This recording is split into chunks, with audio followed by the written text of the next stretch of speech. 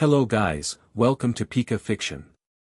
So in this video, we will see what if Ash was betrayed by the traitors and found dark romance. If you enjoy these kinds of stories, don't forget to show us some love by hitting the like button and subscribing to the channel. Your support means the world to us. Now, let's start the story. Chapter 1, The Monarch's Fall. The roar was a physical thing. It pressed in on Ash from all sides, a tidal wave of sound and adoration that vibrated through the soles of his boots and up into his bones. It was the collective voice of 100,000 people, a sound he'd heard many times from the battlefield, but never like this. Never for this. Never for him. From the center of the Winden Stadium pitch, the world was a kaleidoscope of light and color. Floodlights turned the manicured grass into a sea of impossible green. The tiered stands were a galaxy of flashing phone screens, colorful banners waving like proud battle standards, and faces, so many faces, all turned toward him. He could feel the weight of their expectation, their joy, their celebration. It wasn't the heavy, anxious weight of a final round battle, but a buoyant, uplifting pressure, as if their combined will was trying to make him float. "Can you believe it, buddy?" Ash murmured, his voice lost in the din. A familiar weight shifted on his shoulder. Pika. The cheerful cry was right by his ear, a small, grounding anchor in the overwhelming ocean of noise. Pikachu's red cheeks sparked with a happy, contained crackle, his own excitement bubbling over. Ash reached up and scratched the little mouse behind the ears, a gesture so automatic he didn't even have to think about it. For 20 years, through every victory and every soul-crushing defeat, this had been their constant. The world could change, the rules could shift, the stadiums could get bigger, but the boy and his starter were immutable. Today marked the culmination of it all. He had done it. He'd beaten Leon, the unbeatable champion, in a battle that had shaken the foundations of Galar and sent shockwaves through the global Pokémon battling community. He was the world monarch. The title still felt strange on his tongue, a suit of clothes that hadn't quite been tailored to fit. This ceremony was meant to fix that. The official investiture. The moment the dream became undisputed reality. His eyes scanned the VIP box, a glass-fronted suite suspended high above the pitch. He found them instantly. His mom, Delia Ketchum, was dabbing her eyes with a handkerchief, beaming with a pride so fierce it could have melted steel. Beside her, Professor Oak stood tall, his usual lab coat swapped for a sharp suit, a smile of quiet satisfaction on his face. The man who had given him Pikachu, who had set him on this impossible path, was here to see it end. And next to them, a chaotic, wonderful mosaic of his entire life. Misty, her arms crossed, was failing to hide a proud smirk. Brock was there, looking every bit the responsible future Pokémon doctor, giving him a solid thumbs up. May and Max, Dawn, Iris and Scylla, Clement and Bonnie, Serena, Lana, Kiawe, Mallow, Sophocles. And Go, his most recent companion, whose wide-eyed wonder at the world had reignited Ash's own sense of adventure, was practically vibrating with excitement, his Cinderace standing stoically beside him. They were all there. His family. The people who had built him, piece by piece, league by league. A movement on the ceremonial stage drew his attention. Leon himself, no longer in his cap and cape, but in formal attire befitting a former champion, walked toward the center podium. He carried a heavy-looking trophy, a gleaming golden masterpiece shaped like a stylized globe held aloft by a Charizard and a Pikachu. He also carried the crown, a simple but elegant circlet of silver and gold. "A bit much, isn't it?"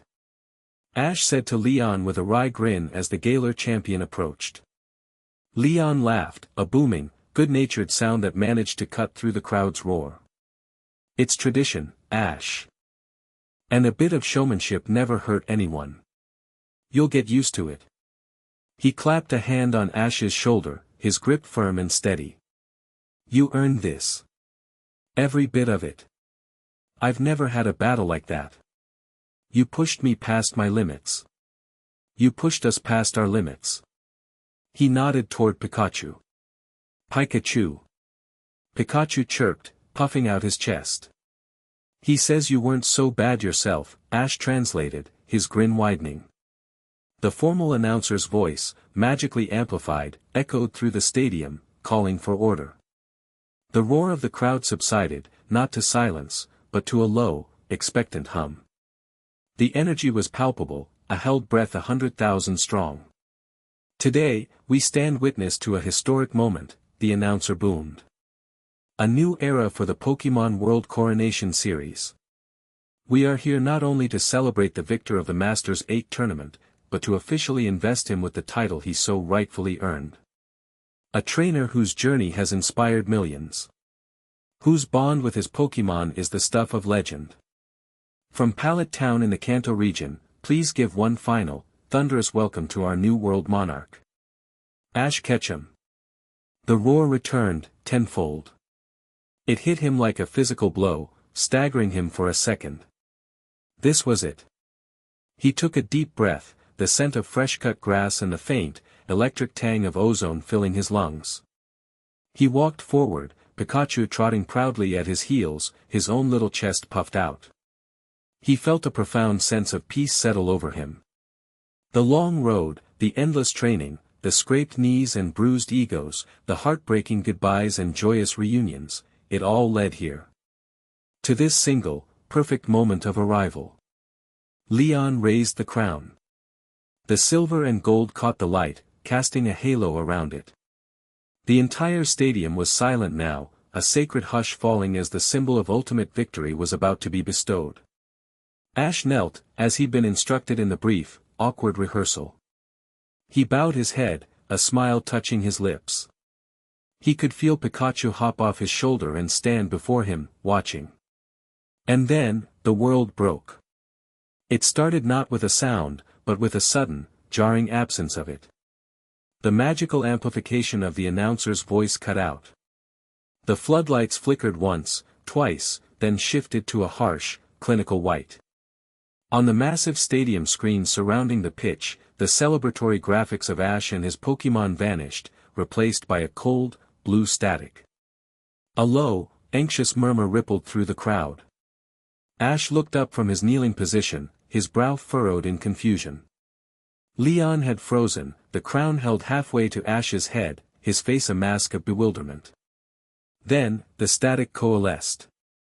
A symbol appeared on every screen, an interlocking circle and square, rendered in stark black and white. Beneath it, in clean, block letters, were the words, "The Coalition for Global Safety." A new voice filled the stadium. It wasn't booming or celebratory. It was calm, measured, and utterly devoid of emotion. A woman's voice, sounding like a machine reading a script. "We interrupt this ceremony for an emergency broadcast concerning a clear and present threat to global stability and the very fabric of our reality. For months, a coalition of the world's leading scientists in temporal mechanics, dimensional physics, and aura resonance have been investigating a series of escalating anomalies. Today, we present our findings." Ash got to his feet, his heart beginning to hammer against his ribs. This felt wrong. Deeply, fundamentally wrong. He looked over at the VIP box. His mother's hand was over her mouth. Go was pointing at a screen, his face pale. Professor Oak. Professor Oak wasn't looking at the screen. He was looking down at his hands. The screens shifted. Footage began to play. It was him, Ash, in the spear pillar, standing between Dialga and Palkia. But the footage was twisted. The red chains of the red chain were gone, but the world around the two titans was shown cracking like glass, spiderwebbing out from where he stood. The voiceover was chillingly precise. Subject, Ash Ketchum. A temporal singularity. His repeated, unprecedented interactions with legendary and mythical Pokémon, beings who govern time, space, and antimatter, have created a critical degradation of chronotin particles. He does not simply encounter these beings, he acts as a focal point, drawing them into conflicts that our world was never meant to endure. Another clip. Ash in Machina Town, reaching out to Arceus. The angle was strange, low and grainy. As he touched the god Pokemon, the golden light of the jewel of life was warped into a sickly, draining purple. It looked like he was siphoning its power, not calming it. The subject possesses an abnormally high aura signature, unregistered on any known scale. This resonance acts as an unwitting catalyst, creating a feedback loop. His presence destabilizes the very laws that govern our dimension. We have termed this phenomenon the Ketchum Cascade. A singularity event that, if left unchecked, will lead to total systemic reality failure. What is this? Ash whispered. He looked at Leon, who was staring at the screens, his face ashen. This was a joke. It had to be a prank. Then came the interviews. Respected scientists, faces he recognized from journals and symposiums, spoke in grave tones about dimensional bleed, ontological collapse, and the catastrophic potential of an unchecked human nexus. And then, the face on the screen made Ash's blood run cold. It was Professor Samuel Oak. He looked older, tired, the weight of the world on his shoulders. He wasn't in his celebratory suit anymore. He was back in his lab coat, the familiar bookshelf behind him. It was a pre-recorded message. It is with the heaviest of hearts that I must lend my voice to this conclusion, Professor Oak said, his voice strained but firm. He wouldn't meet the camera's gaze. For years, I have marveled at Ash's unique connection with Pokemon. I believed it to be a gift. A shining example of the bond we should all strive for. He paused, taking a shaky breath. But the evidence has become undeniable.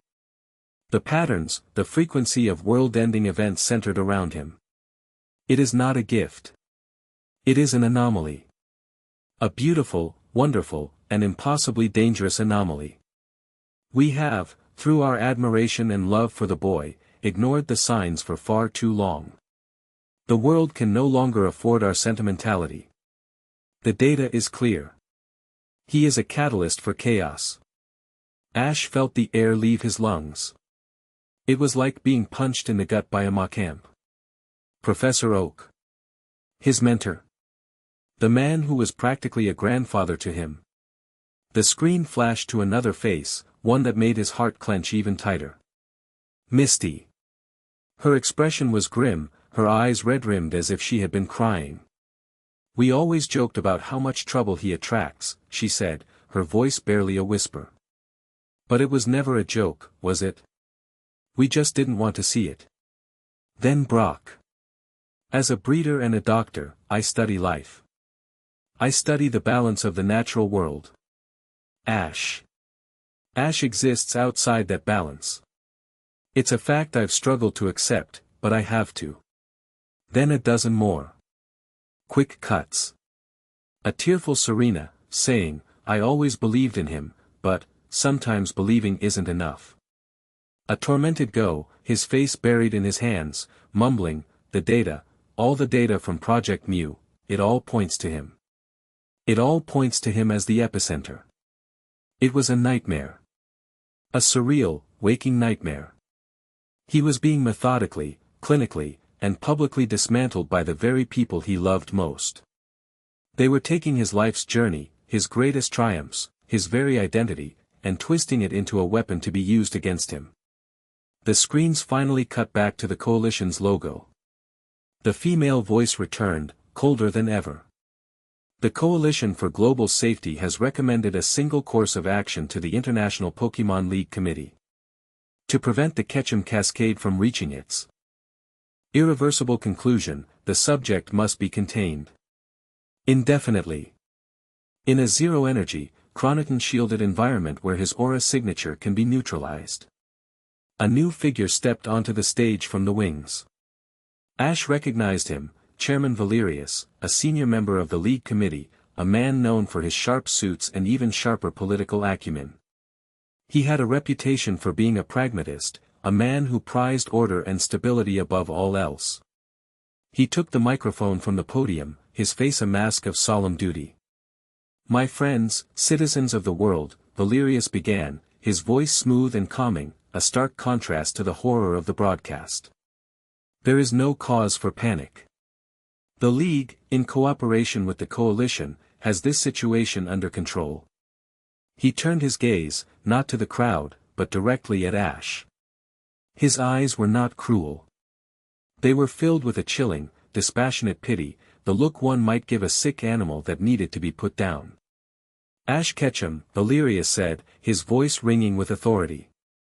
For your own safety, and for the safety of the world you have so often fought to protect, you are hereby ordered to surrender yourself into the custody of the International Pokémon League. Do not resist. For a moment, the entire stadium was frozen in a state of suspended shock. The 100,000 people were utterly silent, processing the impossible whiplash from celebration to condemnation. Ash's mind was a maelstrom of betrayal and disbelief. He looked from Valerius's calm, resolute face to Leon's conflicted one. He looked back to the VIP box. His mother was being held back by an aide, her face a silent scream of agony. Go was staring at him, tears streaming down his face, shaking his head as if to say, I'm sorry. But it was Misty and Brock who broke him. They weren't looking at him. They were looking away, unable to meet his eyes. And in that simple, cowardly act, he saw the truth. This was real. Pika. Pikachu's voice was small, confused. He looked from Ash's face to the guards who were now beginning to step forward, their faces grim, their hands on their pokeballs. That small, questioning sound snapped Ash out of his paralysis. The hurt, the betrayal, it was still there, a white-hot agony in his chest. But something else rose to meet it, a cold, hard clarity. The clarity of a cornered animal. The clarity of a champion who had been in 1,000 impossible fights and had never, ever surrendered. He was not a lab rat to be neutralized. He was not a disease to be quarantined. He was Ash Ketchum. No, he said. The word was quiet, but in the dead silence of the stadium, it was as loud as a thunderclap. Valerius's expression hardened slightly. Do not be a fool, boy. There is nowhere for you to run. As if on cue, the stadium's exits began to slam shut with heavy, metallic thuds. League guards, clad in black tactical gear, rappelled from the ceiling, forming a perimeter around the pitch. Among them, he saw familiar figures, Elite Four members from several regions, gym leaders he'd fought and befriended. Drasna of Kalos was there, her Dragouge already materializing beside her, her expression one of deep regret. Raihan from Galar had his Duraludin out, its metallic body gleaming under the harsh lights. Ash, please, Leon said, his voice low and urgent. He had taken a step back, his hand no longer near the crown. Just come quietly. We can figure this out. Figure what out? Ash shot back, his voice rising, laced with the acid of betrayal. You saw what they said. There's nothing to figure out. They've already decided I'm guilty. He looked past Leon, at the faces of the people who were supposed to be his friends. They all have. The first move came not from a guard, but from behind him. A crimson blur of motion. Cinderace, Pyro Ball. Don't hit him, just block his path. It was Go's voice, strained and cracking.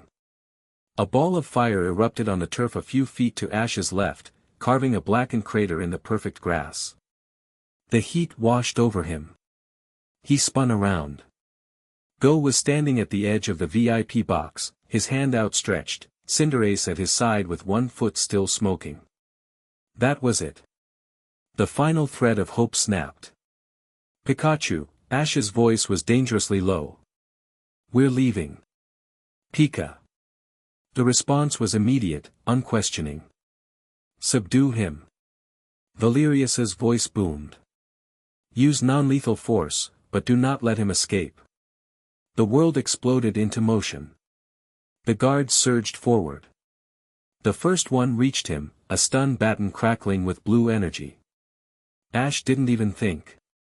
He dropped, sweeping the man's legs out from under him. He was on his feet in a second, instincts honed by years of dodging hyper beams and earthquakes taking over. Pikachu, Thunderbolt. Pikachu. A massive bolt of golden lightning erupted from Pikachu's body. It didn't target a person. It struck the central podium, which exploded in a shower of sparks and shattered electronics, creating a cloud of smoke and confusion. Move! Ash yelled. They sprinted across the pitch. An attack came from the side. Dragalge, sludge bomb. Drasna commanded, her voice full of sorrow. Pikachu, Iron Tail, deflect it. Pikachu spun in mid-air, his tail glowing with a metallic sheen. He met the glob of poison head-on, sending it splattering harmlessly against the turf. They didn't break stride. Ash wasn't a trainer in a battle. He was a force of nature. He vaulted over a low barrier, slid under a lunge from a guard's Mach-Hoke, and used the momentum to roll back to his feet. His body, conditioned by years of running, climbing, and falling, moved with a fluid, desperate grace. Gyarados, use Hurricane to pin him down. That was Misty's voice. He didn't dare look. A vortex of wind began to form around him, trying to lift him off his feet. It was a terrifying, disorienting force, tearing at his clothes and filling his ears with a deafening roar. We can't fight it. We have to go through it. Ash yelled over the gale. Pikachu, Volt Tackle. Pikachu became a comet of pure electricity, blazing a trail through the heart of the cyclone. The hurricane faltered as Gyarados recoiled from the sheer electrical output. Ash followed in the wake of his partner, his eyes stinging from the wind, his heart a painful, throbbing drum in his chest. They were nearing the stadium wall, a sheer edifice of concrete and steel. No way out. He was being herded. Raihan blocked his path, Duraludon's cannon-like arm glowing. Flash cannon. Quick attack, get behind him. Pikachu became a blur, zigzagging across the grass at impossible speed, appearing behind the massive steel type before it could even fire. Now, Electroweb. A net of electricity shot out, enveloping Duraludon, causing it to seize up and its attack to fire harmlessly into the sky. Raihan gritted his teeth, but there was a flash of admiration in his eyes. Ash used the opening to scramble up a pile of broadcast equipment that had been knocked over. He was thinking 3 steps ahead, not like a trainer, but like a fugitive. Where was the exit? Where was the weakness in their perimeter? Then he saw it. A maintenance gantry high up on the stadium wall, about 30 feet up. It led toward the outer superstructure. It was his only chance. But his path was blocked. By Brock. His old friend stood there, his face a grim line, onyx rising from the ground behind him, a living wall of rock. Ash, stop this, Brock pleaded, his voice steady, but his eyes were screaming. Please. Don't make me do this. Ash's breath hitched. Brock. The first friend he'd ever made on his journey. The one who had always been the voice of reason, the steady hand. To see him standing there, an obstacle, it was a deeper wound than any physical attack could inflict. Get out of my way, Brock, Ash said, his voice raw.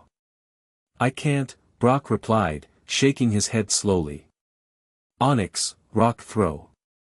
The command was soft, reluctant.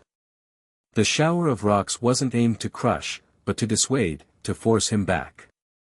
For a split second, Ash froze. The betrayal was so absolute, so personal, it threatened to paralyze him. Pikachu looked back at him, his ears flattened, a low growl in his throat.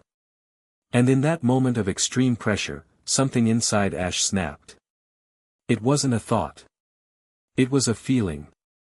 A deep, primal well of energy buried within him that he had only ever touched by accident. The aura. It surged, not with gentle light, but with the force of a bursting dam.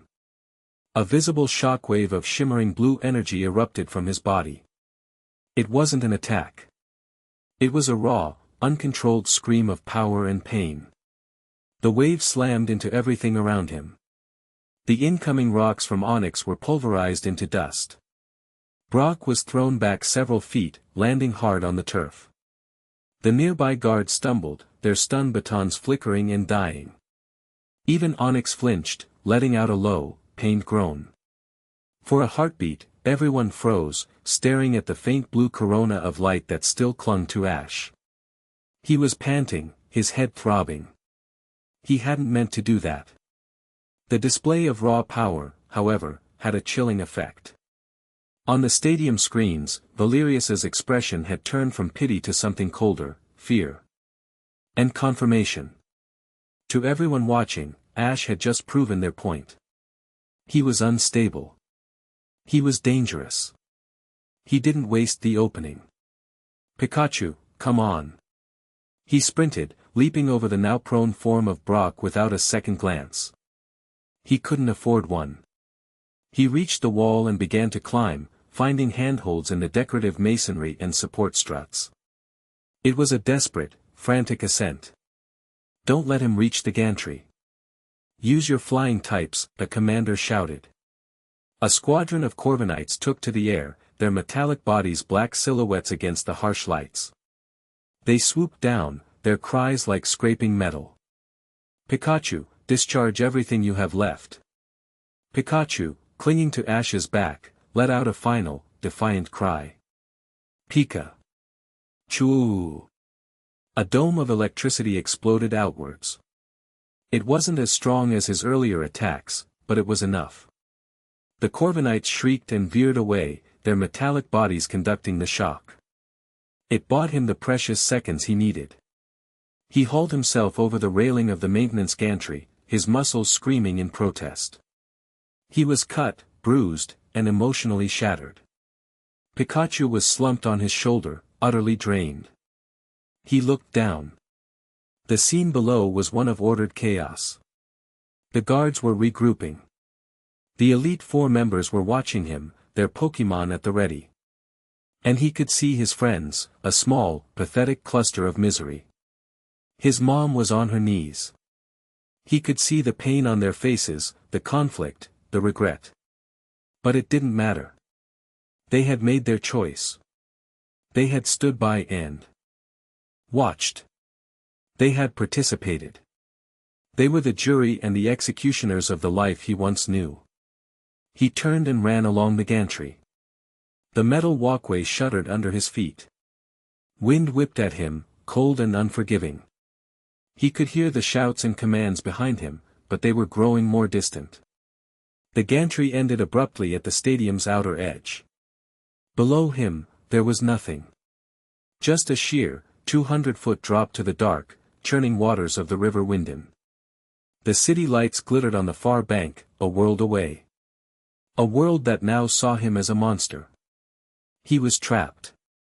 Sirens wailed in the distance, growing closer. The beam of a helicopter's searchlight swept across the sky, heading for him. This was the end of the line. They had him. A deep, shuddering breath escaped his lips. His entire body ached. His heart felt like a block of ice in his chest. He looked down at the swirling black water. It wasn't a choice. It was the only move left on the board. Hold on tight, buddy, he whispered to the exhausted Pokémon on his shoulder. His voice was hoarse, broken. It's just you and me now. It's always been just you and me. Pika, the reply was a faint, tired murmur of absolute trust. Without another moment's hesitation, Ash Ketchum, the newly crowned and newly condemned world monarch, took a running leap off the edge of the world he had fought so hard to protect. For a terrifying, weightless moment, he was suspended between the sky and the water, a solitary figure against the glare of the stadium lights. He saw the faces on the giant screens one last time, the cold triumph of Valerius, the agony of his mother, the tear-streaked horror of Go. Then, he was falling. The wind roared in his ears, a final, fitting scream. He closed his eyes, clutching Pikachu tightly to his chest. The impact was a brutal, full-body shock of frigid cold. The black water of the River Winden swallowed him whole, stealing his breath and dragging him down into its lightless, silent depths. The roar of the stadium, the sirens, the betrayal, it was all washed away by the crushing, merciful darkness. The last thing he saw before his consciousness faded was the reflection of the Winden Stadium lights on the churning surface above him, a constellation of stars from a heaven he had been violently cast out of. Then, they too were gone, and there was only the cold, the dark, and the fall. Chapter 2, The Fugitive and the Phantom. The cold was the first thing to truly register. It was a deep, predatory cold that had sunk into his bones and refused to leave, a permanent resident in the marrow of him. It was the ghost of the river Winden, a chilling reminder of his fall from grace. He had been drowning in that icy blackness, the pressure building in his lungs, the lights of his old life winking out above him. He remembered a sudden, violent yank, a powerful force pulling him not up, but sideways, through the water at an impossible speed. He'd broken the surface gasping, not in the city, but miles downriver, pulled ashore into a muddy canal by a Pokemon he hadn't seen, before his rescuer vanished back into the depths. He'd spent the first night shivering in a transitway tunnel, the roar of maglev trains overhead a constant, thunderous reminder of the world that was now hunting him. That had been days ago. Or was it a week? Time had become a fluid, meaningless thing, measured only in sunrises and the gnawing ache in his stomach. Now, his world was the forest. A sprawling, ancient expanse of green and brown somewhere in the northern reaches of the Kalos region, chosen for its sheer, unmappable size. The air was heavy with the smell of damp earth, decaying leaves, and the sweet perfume of pine. It was a place of deep shadows and dappled light, where the silence was a living entity, broken only by the rustle of unseen things and the whisper of wind through the canopy. Anything? Ash asked, his voice a low rasp. Cha, the response was a sigh of disappointment from the bushes a few yards away. Pikachu emerged, his yellow fur smudged with dirt, his ears drooping slightly. He shook his head. Ash grunted, running a hand through his own filthy, matted hair. He'd abandoned his familiar hat and jacket in a trash heap outside Lumio City's outskirts. Now he wore a dark, stolen hoodie and worn cargo pants, clothes that helped him blend into the shadows.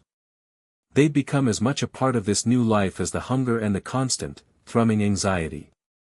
The snares were empty again. He'd woven them from tough vines, setting them along what looked like game trails, just like Brock had taught him what felt like a lifetime ago.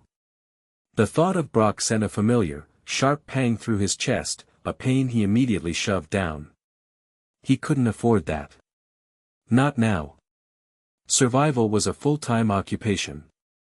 Mornings were for checking traps and foraging. He'd found a patch of oran berries yesterday, a small miracle that had staved off the worst of the hunger.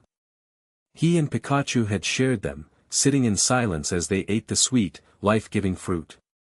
He spent the afternoons reinforcing their makeshift shelter, a hollowed-out space beneath the roots of a colossal, moss-covered oak, and scouting the surrounding area, meticulously mapping it in his head.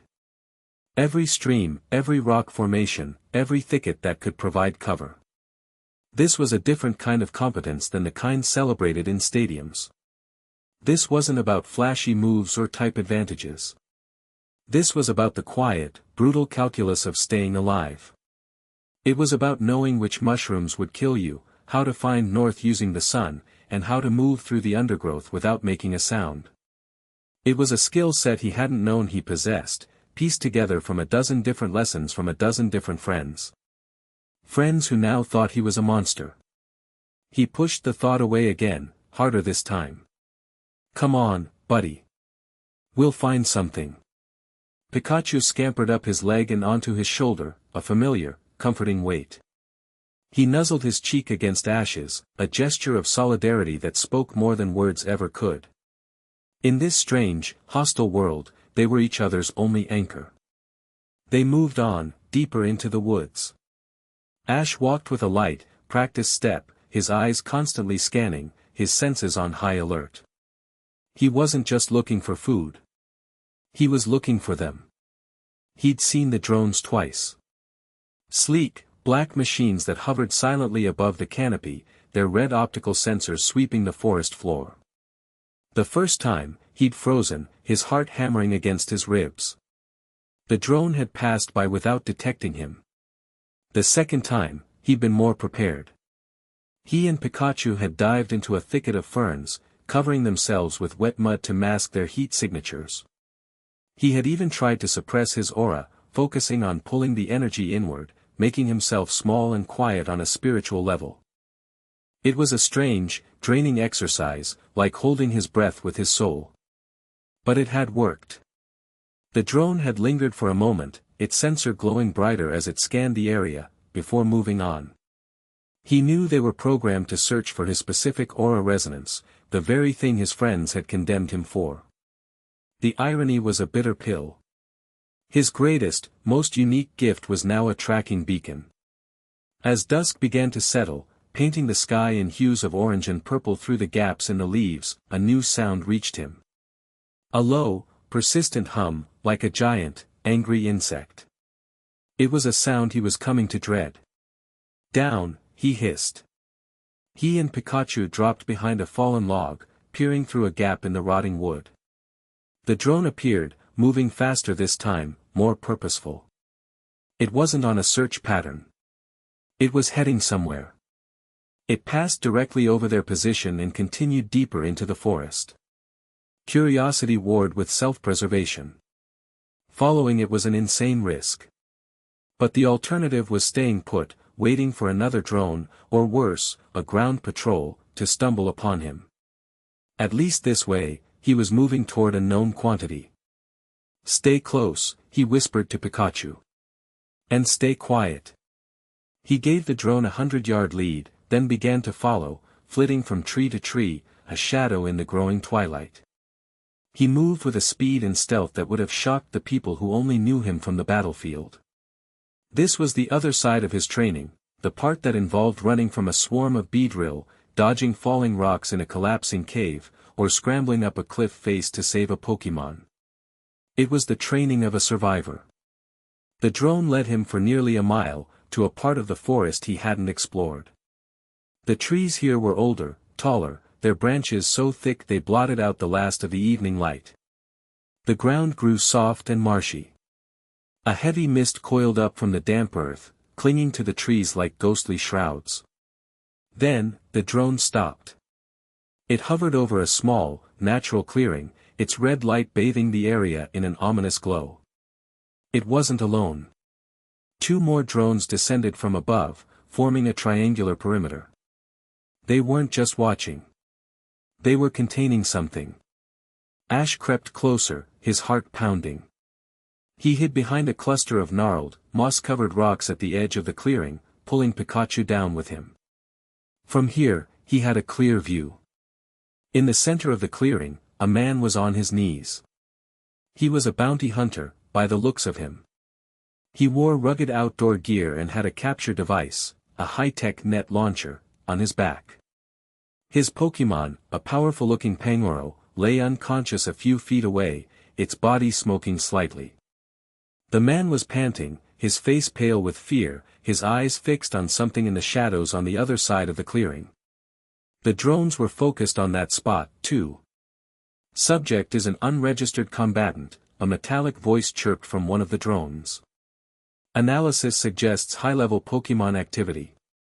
Engaging containment protocol. Before the drones could act, something moved in the shadows. It was fast. Impossibly fast. A flicker of movement, a whisper of displaced air. The bounty hunter cried out, a sharp, choked sound. Then he simply fell. He collapsed face first into the mud, silent and still. There was no visible wound, no sign of an attack. He just went down like a puppet with its strings cut. Ash's blood ran cold. What could do that? From the shadows, a figure emerged. It was a woman, and she moved with a liquid grace that was both beautiful and terrifying.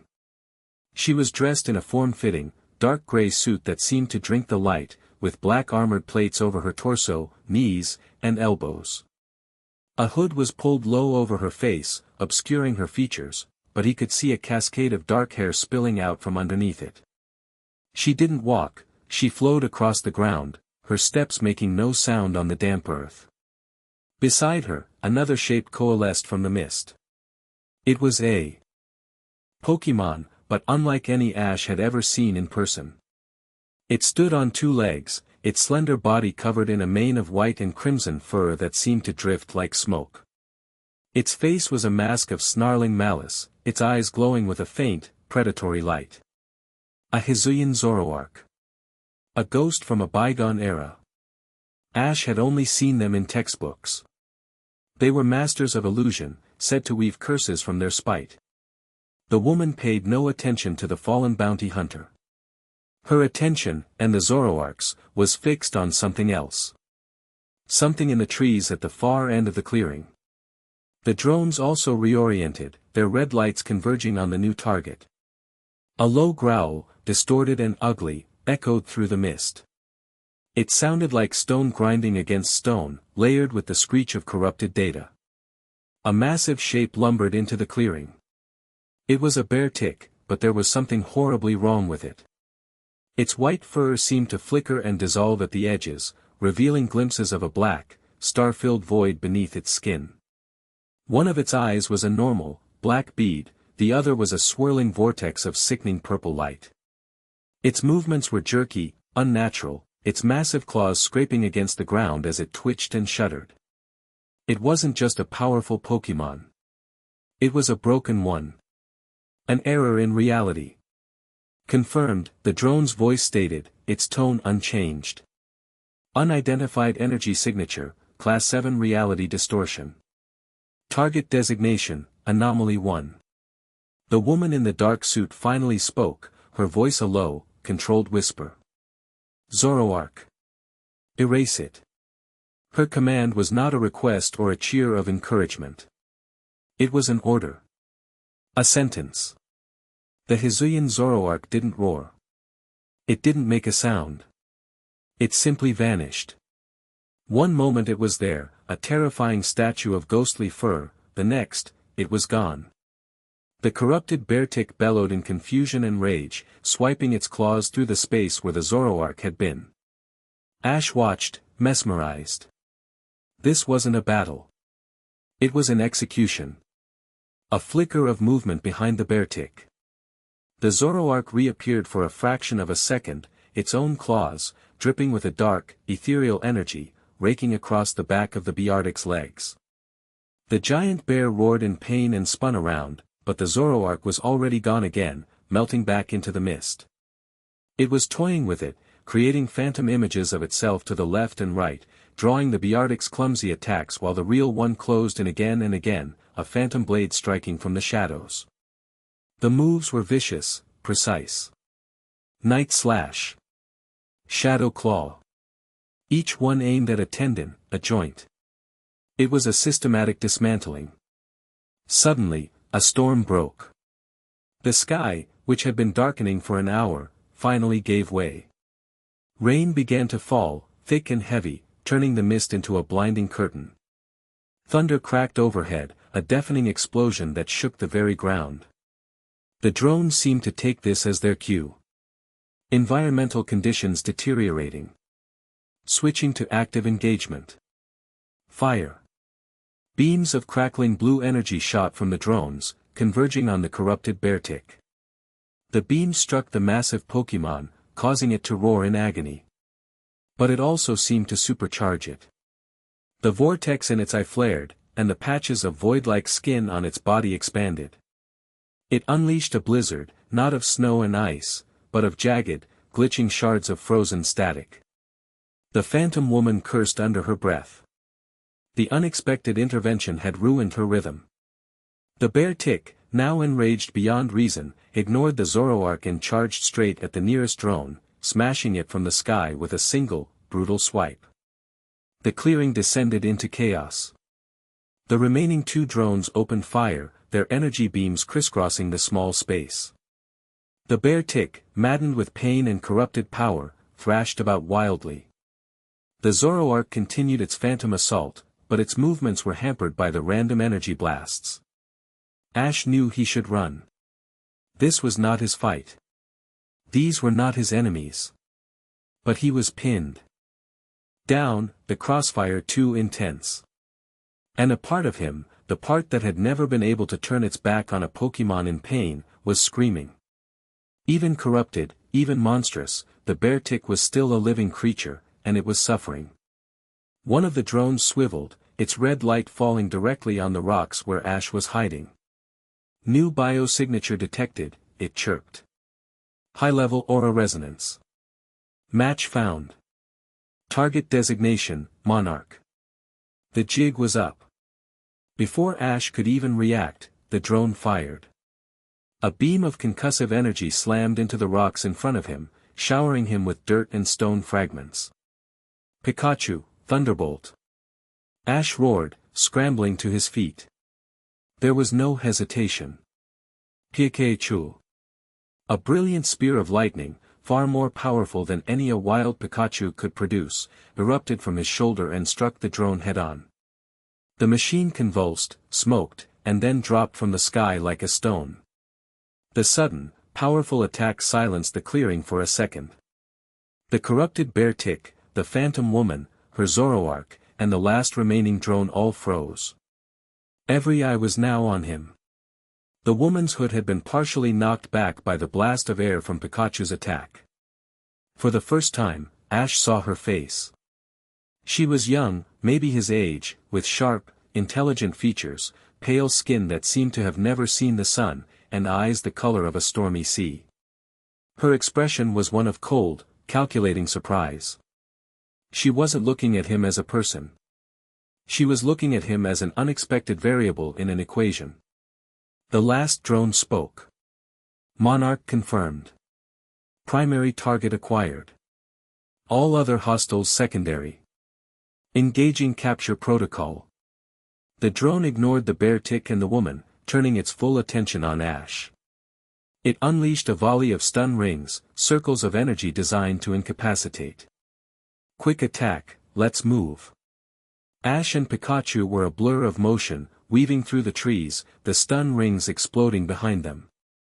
He was back in his element now. The fear and uncertainty were gone, replaced by the familiar, adrenaline-fueled clarity of battle. He broke out of the tree line and back into the clearing, drawing the drone's fire away from his hiding spot. The woman and her Zoroark hadn't moved. They were just watching, her head tilted slightly, analyzing. The corrupted bear tick, meanwhile, seemed to see Ash as a new threat. It let out another distorted roar and charged, its one good eye burning with mindless fury. So now he was trapped. A high-tech League drone in front of him, a reality-bending monster charging at him from the side. Pikachu, Electroweb on the bear tick. Slow it down. A net of crackling electricity shot from Pikachu, spreading out to envelop the charging monster. It roared as the energy coursed over it, its movements becoming sluggish. It bought him a crucial second. The drone fired again, a continuous beam of energy this time. Ash dove, rolling through the mud as the beam sliced the air where his head had been. He came up on one knee, panting. He was outmatched. Pikachu was tired, and Ash was running on fumes. They couldn't keep this up. Then, the woman moved. Zoroark. Intervene. The Hisuian Zoroark, which had been watching from the sidelines, finally re-entered the fray. But it didn't attack the bear tick. It shot past Ash like a wisp of smoke and leaped at the drone. It didn't use a flashy move. It simply slammed its physical body into the machine, its ghostly energy shorting out the drone's internal systems. The drone sputtered, its light flickering, and crashed to the ground, inert. Ash stared, confused. She'd helped him. Don't get the wrong idea, the woman said, her voice sharp and clear over the falling rain. It was in my way. The bear tick, having finally shaken off the effects of the Electroweb, let out a final, world-shaking roar. The void-like patches on its body spread rapidly, its entire form beginning to destabilize. It was going to explode, or implode, or something far worse. We need to stop it. Ash yelled, instinctively falling into the role of a partner. I can hit it hard. If you can distract it, distraction is inefficient, she cut him off, her tone dismissive. She took a step forward, her stormy eyes locked on the disintegrating monster. Zoroark. Bitter malice. The Zoroark raised its head. The smoky fur around its neck flared violently. It opened its mouth and unleashed a wave of raw, purple-black energy. It wasn't a beam or a projectile. It was a wave of pure emotion. A tsunami of spite, resentment, and pain. Ash felt the edge of it wash over him, and it was like being plunged into ice.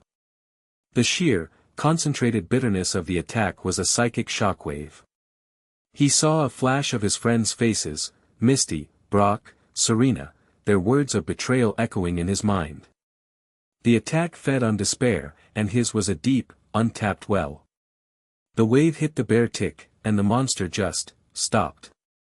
Its roars died in its throat. Its thrashing ceased.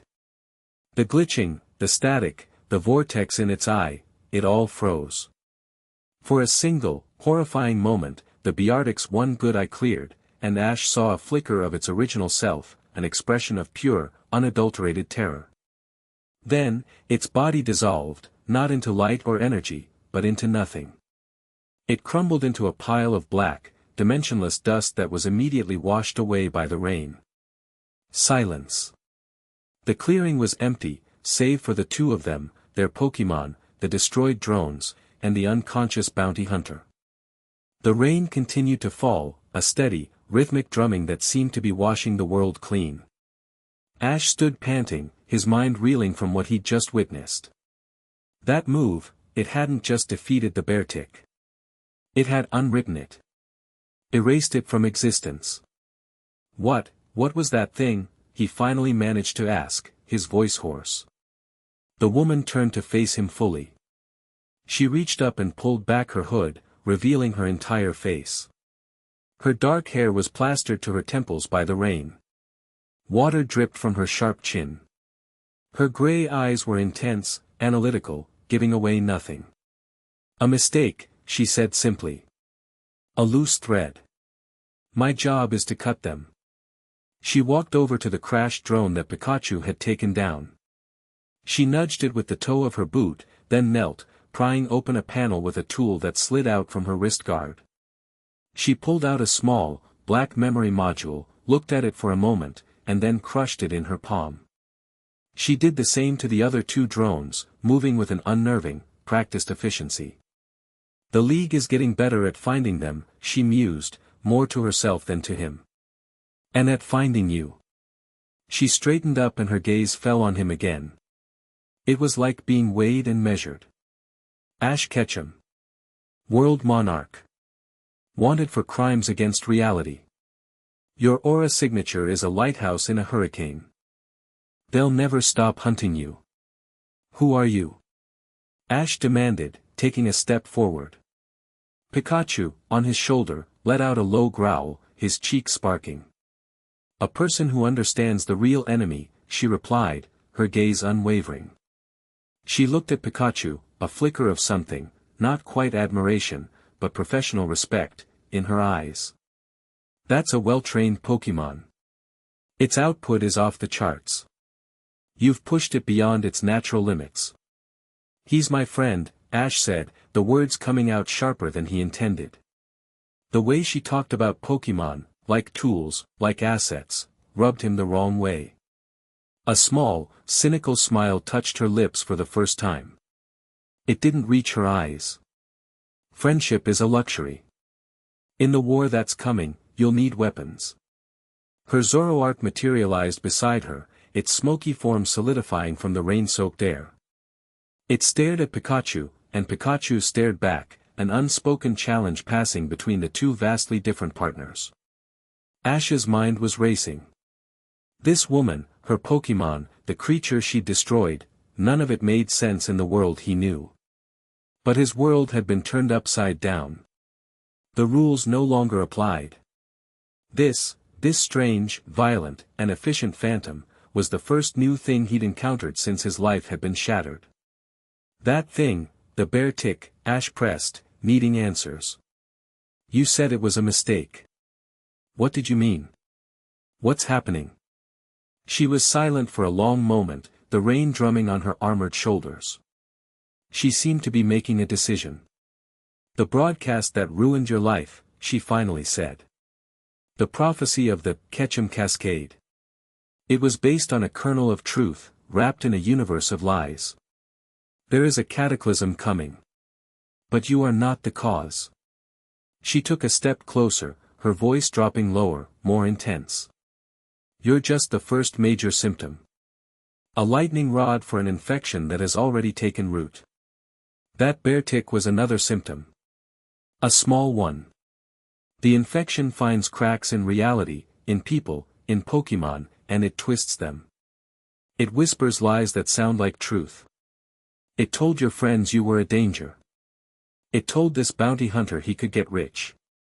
It told that bear tick to forget what it was. Ash felt a chill that had nothing to do with the rain. What is it? This, infection. The woman looked up at the dark, roiling sky. It doesn't have a name, not really. We call it the null. An entity of entropy. A cosmic parasite that feeds on the bonds that hold reality together. And the strongest, most fundamental bond in our universe, is the one between humans and Pokemon. Everything clicked into place with a horrifying, sickening snap. The twisted footage. The prophecy. His friends' terrified, manipulated faces. The League's sudden, absolute fanaticism. They weren't just wrong, they were being used. They were puppets in a much larger, much more terrifying game. Why are you telling me this? Ash asked, his voice barely a whisper. Because I saw your file, she said, her expression unreadable. I saw your battle records. I saw your unprecedented connection to legendary beings. And just now, I saw a single Pikachu take down a military-grade drone, and I saw your aura flare bright enough to be seen from orbit. The null has marked you as a threat to its existence. That makes you valuable. She turned away, her Zoroark dematerializing into mist at her side. She began to walk toward the edge of the clearing, her dark form already starting to blend with the trees. Wait! Ash called out. Where are you going? She stopped but didn't turn around. My mission here is complete. I have other threads to cut. Wait, he said again, desperation creeping into his voice. He took a few steps after her. He couldn't go back to the way things were. He couldn't go back to just running, just surviving. He had a target now. A real enemy. And this woman was the only one who seemed to know how to fight it. You can't just leave. You said it yourself, they'll never stop hunting me. She finally turned her head slightly, her stormy gray eye catching the faint ambient light. Her voice was flat, devoid of sympathy. That is your problem. Then let me make it our problem, he said, his voice gaining strength, the old, familiar determination flaring up inside him. You need weapons. I'm the best battler in the world. Pikachu and I have faced down gods and won. You can't tell me you don't need that. She was silent. The rain was starting to lessen, the thunder receding into the distance. In the quiet, Ash could hear his own heart beating. Finally, she turned to face him completely. She walked back toward him, stopping just a few feet away. The cynical half-smile was back. You have no idea what you're asking, she said softly. My world doesn't have cheering crowds or shiny trophies. It has dark corners, hard choices, and things that would shatter your idealistic little mind.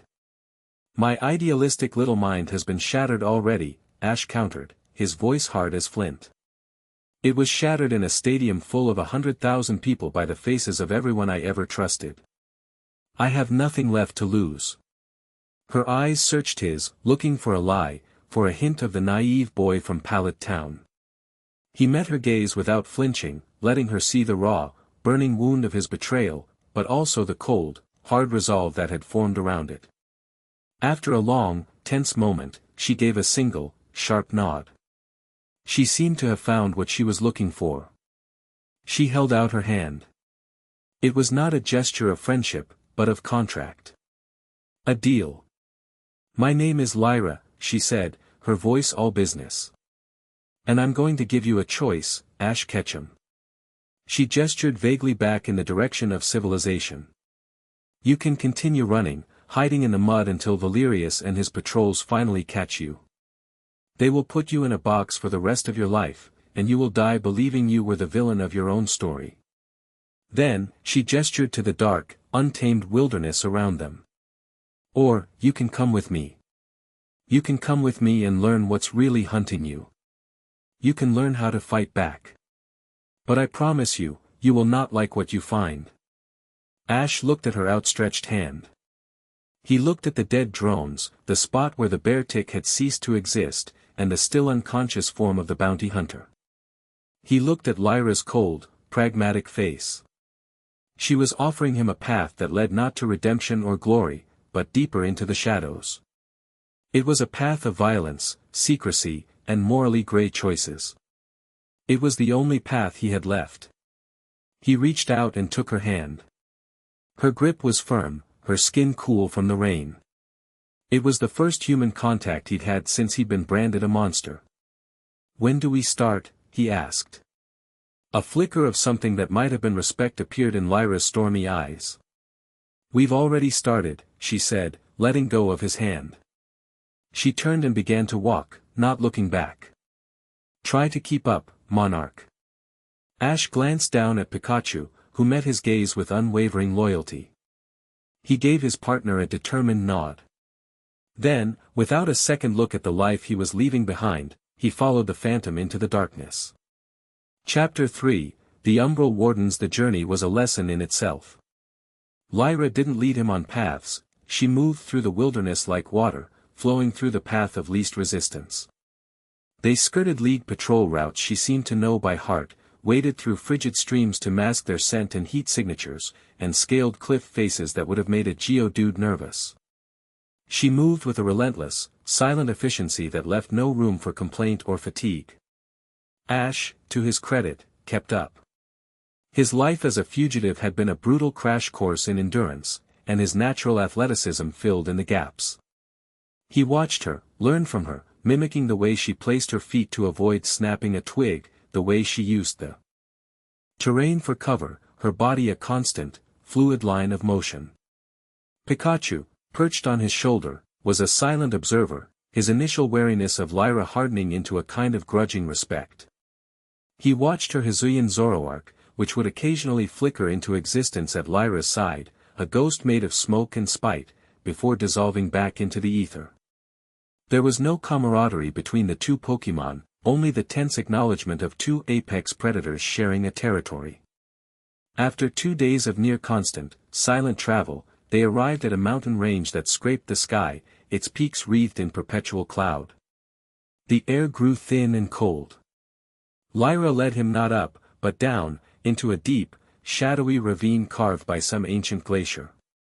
The walls of the chasm were slick with moss and ice, and the only sound was the distant roar of a waterfall. She stopped before a sheer, featureless wall of black granite. "We're here." Ash looked at the wall, then at her, his brow furrowed. "We're where?" "At a dead end." Lyra ignored him. She placed her palm flat against the rock. For a moment, nothing happened. Then, a network of faint, silver lines spread out from her hand, glowing with a soft, internal light. They looked like circuitry, or perhaps constellations. The lines traced the shape of a massive, arched doorway that hadn't been there a second before.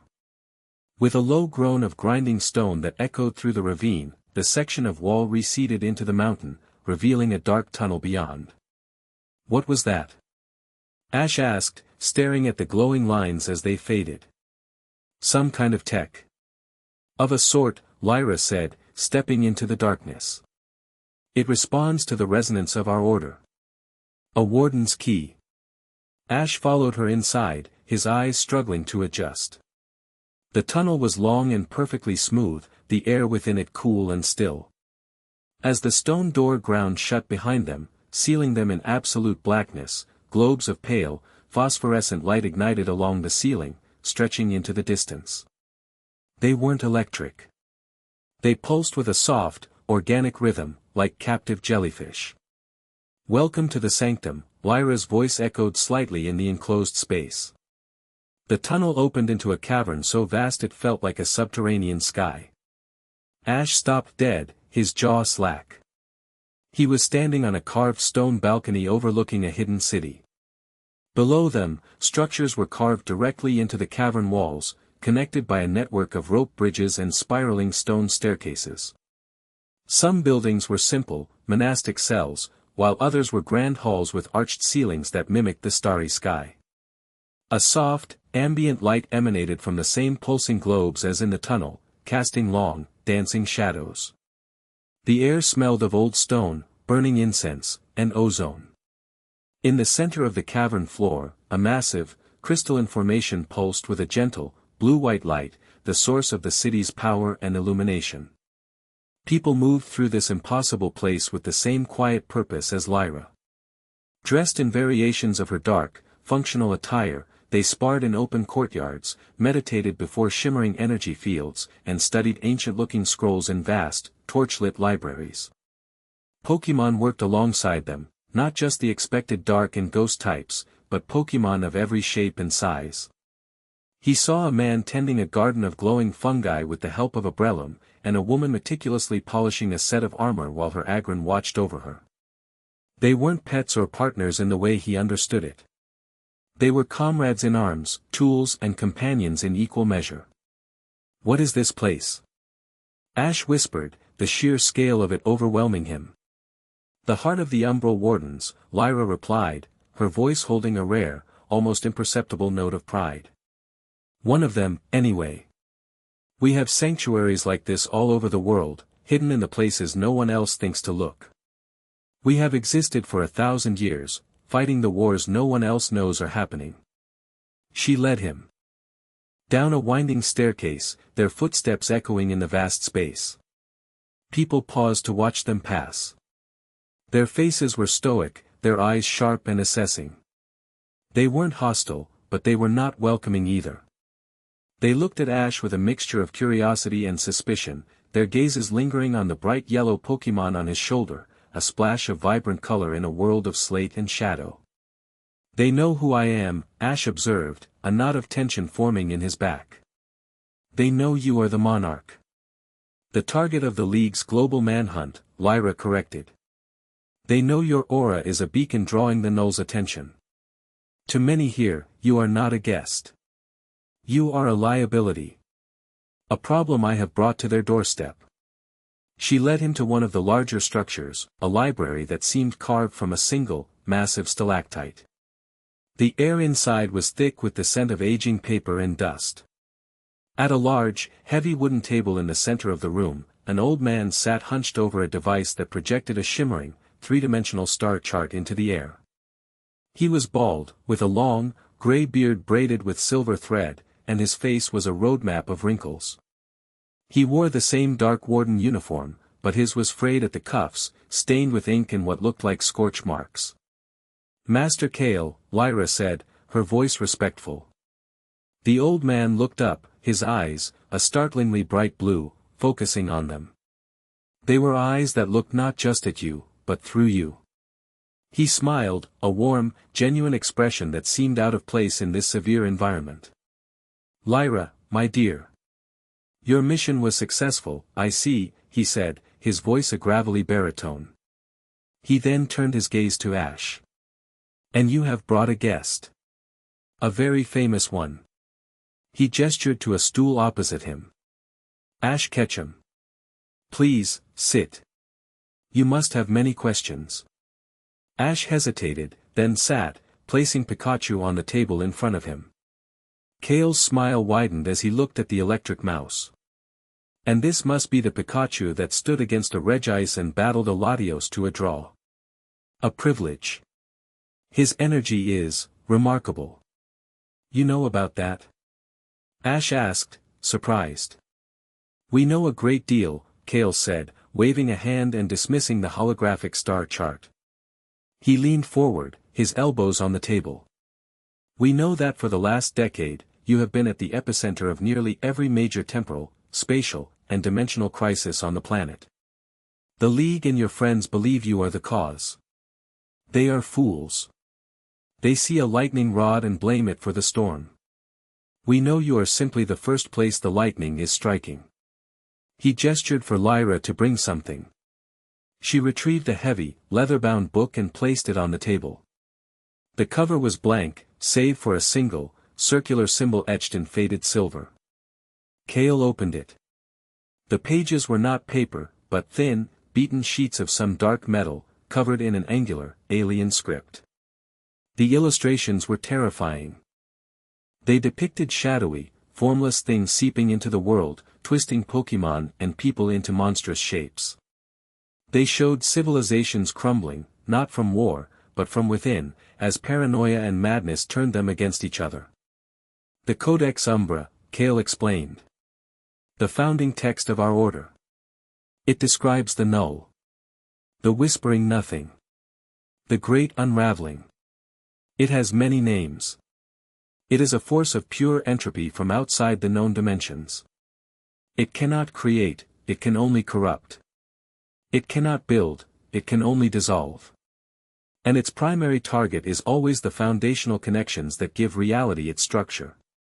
He tapped a drawing of a human and a Pokemon, their forms linked by a thread of light which a shadowy tendril was attempting to sever. This bond. This is the bedrock of our world.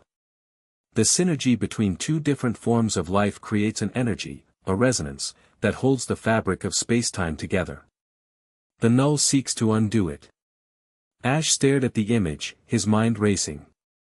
Lyra's words in the forest now had context. It poisoned their minds, he said, his voice low. My friends. Professor Oak. It whispered to them. Precisely, Cale affirmed. It finds the cracks in a person's heart, fear, doubt, jealousy, even misguided love, and it pours itself in. It shows them visions, twists their logic, and frames their own worst fears as undeniable truth. To your friends, betraying you was not an act of malice. It was a terrible, noble sacrifice they believed they had to make to save the world. Valerius, your new global chairman, is its master puppet. He genuinely believes he is bringing order to the world by hunting you, by creating soulless weapons, by severing the unpredictable bond between trainers and their Pokemon. He is the Null's perfect agent. The confirmation didn't lessen the pain of the betrayal, but it shifted it. The white-hot anger he felt was now directed not just at his friends, but at the insidious, invisible enemy that had turned them into weapons against him. And my aura? Ash asked. Why me? Your aura is unique, Cale said, his expression turning serious. Most aura users can manipulate energy. You are energy. You are a nexus of the very connective force that the Null seeks to destroy. Your existence is anathema to it. It cannot consume you, so it seeks to isolate you, cage you, use the world's fear to neutralize you. If it can make the world believe its greatest defender is its greatest threat, it has already won half the war. A heavy silence fell over the library. Ash finally understood the scale of the board he was playing on. This wasn't about clearing his name or winning a battle. This was a war for the soul of the world. So what now? He asked, looking from Cale to Lyra. What do I do? Cale leaned back, steepling his fingers. That is the question, isn't it? You are a weapon without training. A king without a crown. You have immense power, but no control. Your fighting style is instinctive, reactive. It has served you well in the ring, but in this war, instinct is not enough. You must become proactive, strategic. You must learn to control your aura, to use it not just as a cudgel, but as a scalpel. You must learn our ways. He gestured to Lyra. Lyra will be your mentor. She is one of our finest. Her methods are unorthodox, but effective. She will teach you how to fight, how to move, how to think like a warden. She will break you down and rebuild you into something stronger. Ash looked at Lyra. She stood with her arms crossed, her face an unreadable mask. The prospect of being trained by her was both daunting and, he had to admit, exhilarating. He had seen how she fought. It was a world away from the turn-based honor of a Pokémon League battle. And in return? Ash asked, knowing there was a price. In return, Lyra said, speaking for the first time since they'd entered the library, her voice cutting through the quiet. You will become an asset. You will fight for us. You will obey my orders. You will put the mission before your feelings, before your friends, before your own life. Can you do that, Monarch? The title wasn't a sign of respect. It was a barb, a reminder of the world he'd lost. He met her challenging gaze. The boy who had left Pallet Town all those years ago would have balked. He would have talked about friendship, about finding another way.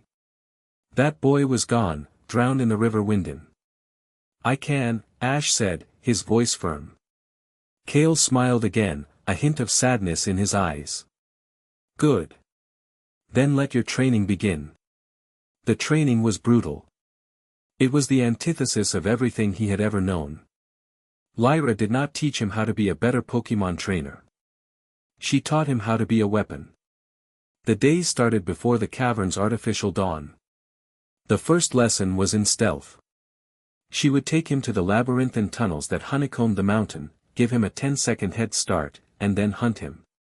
Her Hisuian Zoroark would be her eyes and ears, its illusions turning the tunnels into shifting, unreliable nightmares. For the first week, she caught him every time. He was too loud, too clumsy. He relied on his eyes, but she taught him to rely on his other senses, the shift of air pressure, the faint vibrations in the stone floor, the scent of her Zoroark's ghostly fur. You move like a charging Tauros, she criticized, her voice echoing in the darkness after her Zoroark had materialized behind him, a spectral claw held to his throat. You announce your every intention. Silence is your armor. The shadows are your allies. Become a part of them. Slowly, painstakingly, he learned. He learned to control his breathing, to slow his own heartbeat. He learned to walk heel to toe, to use the natural sounds of the caverns to mask his own. He began to anticipate her, to think not about where she was, but where she would be. The first time he successfully evaded her for a full hour, he felt a thrill of victory more potent than winning any badge. When he finally emerged from the tunnels, she was waiting for him, her expression unreadable. Better, was all she said. For Lyra, it was high praise. The next phase of his training was combat. Not Pokémon battles, but physical, hand-to-hand combat in a sand-filled training pit. She was a whirlwind of motion, her style a blur of precise strikes, joint locks, and disarms. She used her smaller size to her advantage, flowing around his attacks, using his own momentum against him. She beat him into the sand day after day. Your brawling is undisciplined, she grunted, sweeping his legs out from under him and sending him crashing to the ground. It's the wild flailing of a cornered animal. You have strength, but no technique. A fight is a conversation, and you are just shouting. She wasn't trying to hurt him, but she wasn't holding back either. Each bruise, each ache, was a lesson. He learned to block, to parry, to see the openings in her attacks. His own rough-and-tumble style, born from years of surviving in the wild, began to merge with her precise, deadly techniques. He became faster, more focused. The fights became less one-sided. They became dances of violence, a back and forth of strikes and counters. During these sparring sessions, the first sparks of their dark romance began to fly, not in words, but in action. It was in the brief moment of eye contact before a clash, the grudging respect in her expression when he finally landed a solid blow, the way he learned to read the subtle shift in her shoulders that telegraphed a kick. Their training was an intimate, violent dialogue. He was beginning to understand her, not through conversation, but through combat. He saw the fierce discipline, the lonely burden of her duty, the slivers of a fire she kept banked deep within her. And she, in turn, began to see him. She saw the unbreakable will, the astonishing resilience. She pushed him to his absolute limit, expecting him to break, to complain, to quit. He never did. He would just pick himself up out of the sand, spit out some dirt, and say, again. His sheer, stubborn refusal to be broken began to wear down her cynicism, chipping away at the walls she had built around herself. The final, most crucial part of his training was his aura. Kale himself oversaw these lessons, leading him to a secluded chamber deep within the sanctum, where the great crystal at the heart of the cavern was rooted. The air here vibrated with raw power. Your aura is a raging river, Kale explained, his voice calm and steady amidst the thrumming energy. You have only ever used it by accident, by instinct. It bursts forth in moments of extreme emotion, a flood of uncontrolled power. You must learn to build dams, to dig channels. You must become the master of the river, not just a man swept along by its current. He taught Ash to meditate, to turn his focus inward. At first, it was impossible. Ash's mind was a storm of anger, betrayal, and grief. But Kale was patient. He taught him to acknowledge the storm, not to fight it, but to find the eye within it. The quiet center. Find your anchor, Ash, Kale would say. The one constant in the chaos of your life. His anchor was Pikachu. He would focus on the steady, unwavering presence of his partner, the memory of their bond, the simple, absolute truth of their friendship. And in that focus, he found his center. Slowly, he began to feel it. The energy within him. It was a warm, vibrant sea, and for the first time, he wasn't drowning in it. He could feel its currents, its tides. Kale taught him to draw it out, not in a burst, but in a steady, controlled stream. He learned to sheath his hands in a soft, blue glow. He learned to extend his senses, to feel the world around him, to sense the presence of other living beings through the stone walls. The true breakthrough came during a sparring session with Lyra. She had him on the defensive, her attacks a blur he could barely track. He was about to lose, his body aching, his mind exhausted. Anticipate, her voice from his stealth training echoed in his mind. Don't look at where I am. Look at where I will be. Closing his eyes, he shut out the physical world and reached out with his aura. He didn't see her with his eyes, but he felt her. He felt the coiled energy in her muscles, the intent to strike, the path her arm would take. It was like seeing a glowing trail of light in the darkness. He moved before she did. His hand shot out, not to block her incoming strike, but to intercept her wrist mid-motion. The training pit fell silent. Lyra froze, her arm caught in his grip, her eyes wide with shock. He had not just predicted her move, he had felt her intention. He had moved on a level beyond the physical. He opened his eyes. The blue glow of his aura was faintly visible around his hand. He looked at her, his expression as surprised as hers. He had done it. Lyra slowly pulled her arm back. She looked at his hand, then at his face. The cynical mask was gone, replaced by a look of raw, undisguised astonishment. A slow smile spread across Ash's face, a real one, the first he'd had in weeks. She didn't smile back, but the ice in her eyes had thawed, just a little. Your training is not over, she said, her voice softer than he'd ever heard it. But the first phase is complete. You are no longer just a liability. Later that evening, as he sat with Pikachu by one of the cavern's ledges, looking down at the quiet city below, Lyra found him. She didn't say anything, just stood beside him, a rare moment of stillness for her. Thank you, Ash said, breaking the silence. For all of it. I was following Kale's orders, she said, her default shield of pragmatism falling back into place. No, you weren't, Ash countered, turning to look at her. Not just that. You could have gone easier on me. You could have given up on me. You didn't. She was silent for a moment, her gaze fixed on the great crystal pulsing in the cavern's heart. We don't have the luxury of giving up, she said softly. The null is not resting.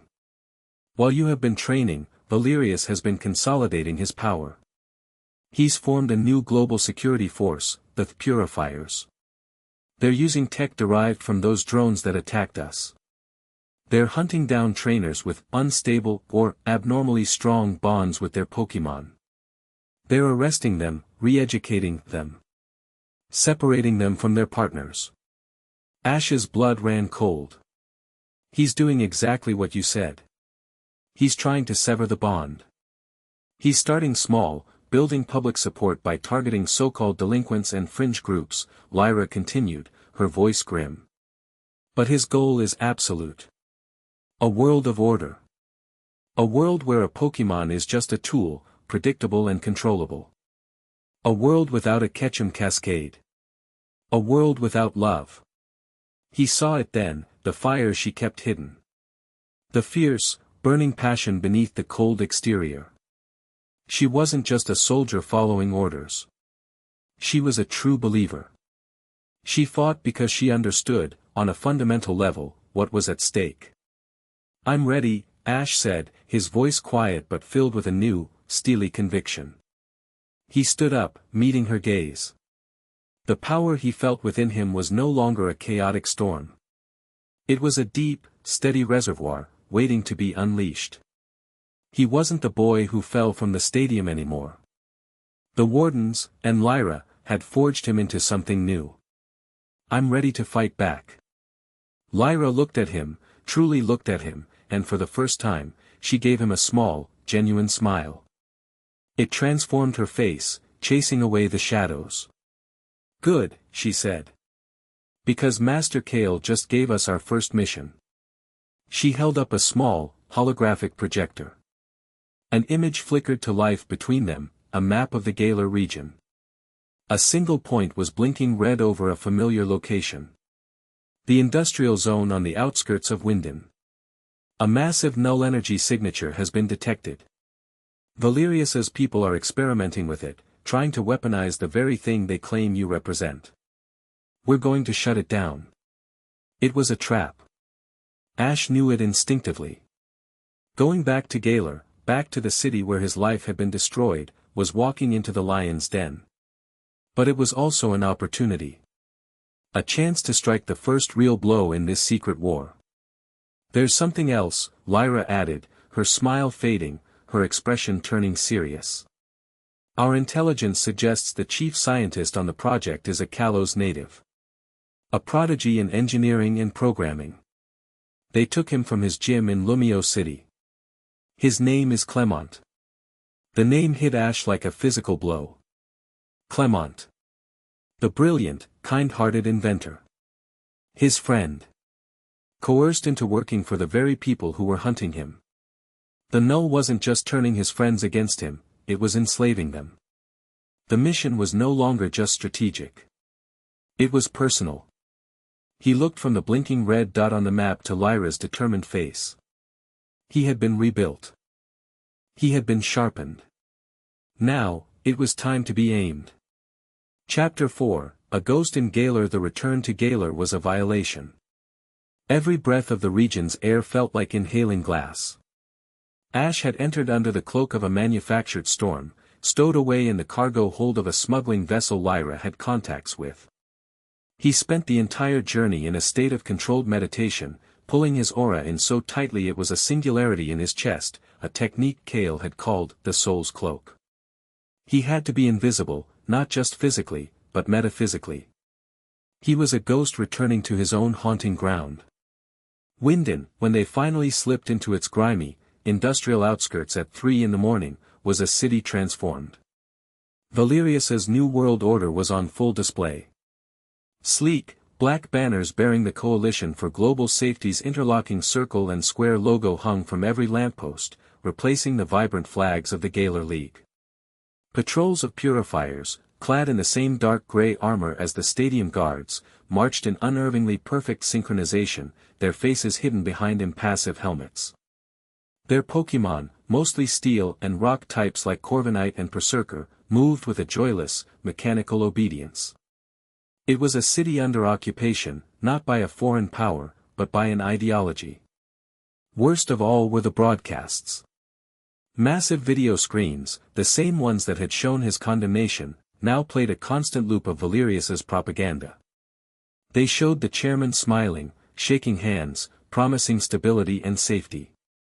They showed carefully edited clips of trainers handing over their Pokémon for resonance evaluation, smiling as if they weren't having their hearts torn out. And they showed his face. A stylized, snarling caricature of him, often wreathed in dark, chaotic energy, a boogeyman to justify the city's chains. "He's good," Lyra murmured as they watched from a shadowy alleyway, the rain drizzling down and making the neon signs bleed into the puddles at their feet. Her hood was up, her face a mask of shadow. "He's not just selling fear. He's selling a cure. He's selling a cage," Ash corrected, his voice a low growl. The sight of his own twisted image being used to frighten children sent a surge of cold fury through him. He reached for it, let it sharpen his focus. Anger was a tool, Lyra had taught him. A fire to be aimed, not a wildfire to consume him. Their target was a decommissioned power plant in the city's industrial sector, a sprawling complex of rust-eaten towers and skeletal gantries known locally as the Iron Maw. It was the source of the null energy signature the wardens had detected. They moved through the city's forgotten spaces, rooftops, service tunnels, abandoned subway lines, a pair of phantoms in a city of ghosts. Ash was no longer the boy who had scrambled up a gantry in desperation. He moved with Lyra's fluid silence, his senses extended by his aura, feeling the patrols before he saw them, a living warning system. They found their perch in a derelict warehouse across from the Iron Maw's main gate. The facility was crawling with purifiers. The security was triple-layered, physical patrols, heat and energy sensors, and, most troubling, a team of psychic-type Pokémon patrolling the perimeter on a purely mental level, searching for hostile intent. "Their psychic net is rudimentary," Lyra whispered, producing a pair of high-tech binoculars. "They're looking for loud thoughts. Anger, fear, aggression. We have to go in cold." Like the meditation, Ash murmured, already beginning to slow his breathing, to find the quiet anchor within him. "Colder," Lyra corrected. "You can't just be calm. You have to be empty. A blank page. The mission is all that exists." This was her world. A place where even your thoughts could betray you. Ash closed his eyes, pulling his consciousness inward, focusing on the simple, clear objective: find Clement, shut down the experiment, get out. The anger, the grief, the hope, he packed it all away into a small, tight box in the back of his mind. When he opened his eyes, the world seemed sharper, clearer, stripped of emotional color. "Ready," he said. Their infiltration was a masterpiece of silent precision. Lyra disabled the sensors with a focused EMP device that looked like a simple coin. They timed their movement with the rotation of the psychic patrol, slipping through a blind spot in the net during the 3-second gap when a Gardevoir and a Bronzong handed off their sectors. They moved through the facility's exterior like smoke, using the labyrinth of pipes and machinery as their personal jungle gym. They found an unguarded vent on the 3rd floor of the main research block. Inside, the air hummed with a sickening, familiar energy. The null. It was thicker here, a palpable contamination that made the hairs on Ash's arms stand up and set his teeth on edge. The facility was a sterile, white maze of corridors and laboratories, staffed by scientists in hazmat suits who moved with a nervous, hurried energy. They bypassed a locked door, Lyra using a sophisticated electronic lockpick while Ash stood guard, his aura extended like a whisper, feeling for approaching footsteps. Inside, they found what they were looking for, a laboratory observation deck overlooking a massive, central chamber. The chamber was a cathedral of corrupted science. In the center, a huge, crystalline matrix, similar to the one that powered the sanctum but twisted and black, pulsed with a nauseating purple light. Tendrils of this dark energy snaked out, feeding into containment pods that lined the walls. Inside the pods were Pokémon, a Mytiana, a Toxtricity, a Boltund, all writhing in agony, their forms glitching and distorting like the bear tick in the forest. They were being forcibly infused with null energy. And at a control console on a raised platform, directing the experiment, was Clement. He looked terrible. He was gaunt, his skin pale and clammy, with dark circles under his eyes that spoke of weeks without real sleep. His familiar blue jumpsuit was gone, replaced by a sterile white lab coat. His glasses kept slipping down his nose, and he pushed them back up with a hand that trembled. He wasn't a willing participant, he was a prisoner. A heavily armed purifier stood behind him, a hand resting casually on the hilt of a stun baton. Targeting the primary energy conduit will cause a cascading overload, Clement said, his voice tinny over the lab's intercom system. But the instability quotient is too high. We risk a containment breach. A voice crackled back, cold and authoritative. Your risk assessments are noted, Dr. Lumios. Chairman Valerius is confident in your abilities. Proceed. Clement flinched at the mention of Valerius's name. He took a deep, shuddering breath and his fingers flew across the console, his movements precise and economical despite his terror. He was trying to mitigate the damage, trying to contain the very horror he was being forced to create. He's trying to keep it from exploding, Ash whispered, his heart twisting at the sight of his friend's torment. We need to get him out of there. Negative, Lyra countered, her voice a cold whisper in his ear. The mission is to sever the head. We destroy the central matrix. That's the only priority. We're not leaving him. Ash shot back, his emotional control starting to fray. The sight of Clement, a man who loved invention and progress, being forced to create such abominations was too much. The box in his mind was beginning to rattle. He is a complication we cannot afford, Lyra stated, her voice like ice. If we try to extract him, we compromise the primary objective. He is an acceptable loss. Acceptable to who? Ash snarled, turning to face her. He's my friend. He is a scientist working for the enemy. Lyra's eyes flashed with a rare fire. In this war, you don't have friends. You have assets and liabilities. He is a liability. Their whispered argument was interrupted by a new voice from the observation deck's doorway. A voice that was slow, deliberate, and chillingly familiar. He's right, you know. Sentiment is a liability. They spun around. Leaning against the doorframe, as if he had been there the entire time, was a figure Ash had not seen in years, but whose presence he had felt in 1,000 lonely moments of rivalry. He was taller, broader in the shoulders, his purple hair still framing a face that was perpetually set in a disdainful frown. He wore the black and gray uniform of a high-ranking purifier commander, tailored to fit his powerful frame. Paul. Your stealth has improved, Ketchum, Paul said, his voice a low, unimpressed drawl. He didn't seem surprised or alarmed. He just looked, disappointed. As if he had expected better. But not enough. Behind him, his electivire materialized, its twin tails crackling with golden electricity. The Pokémon was a monster of pure power, its eyes glowing with the same cold intensity as its trainer. Lyra reacted instantly. She didn't speak, didn't give a command. She simply moved. She drew two short, black batons from her thighs and lunged, a blur of dark motion. Paul didn't even flinch. Electivire. Thunder punch. Electivire's fist became a ball of lightning. It didn't aim for Lyra. It punched the wall beside the door. The resulting explosion of energy and sound was deafening. The shockwave threw Lyra back, her attack broken before it even began. She landed in a crouch, her expression furious. You're not the target, Warden, Paul said, his cold eyes never leaving Ash. He is. He took a step into the room. I have to admit, I was curious. When Valerius told me you had become a global threat, I didn't believe it.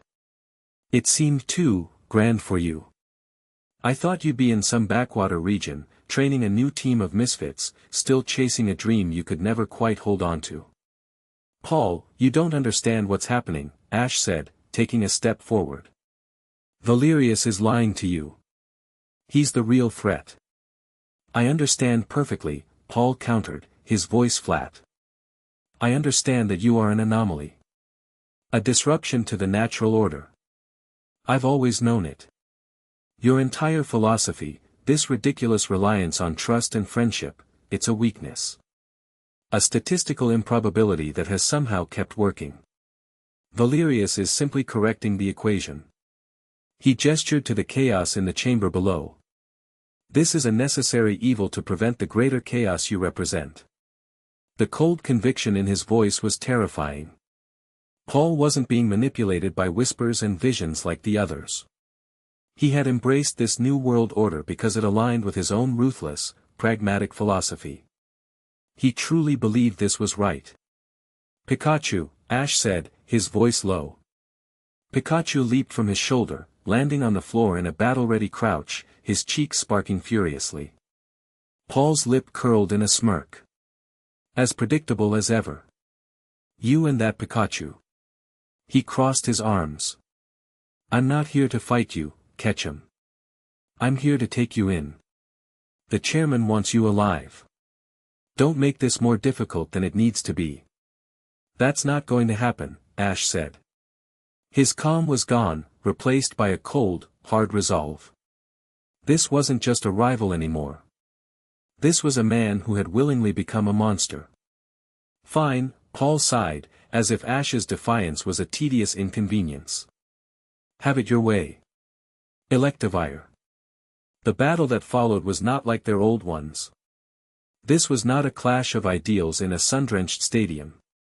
This was a brutal, vicious fight in a cramped, sterile room, lit by the sickening purple glow of the experiment below. Electivire, Giga Impact.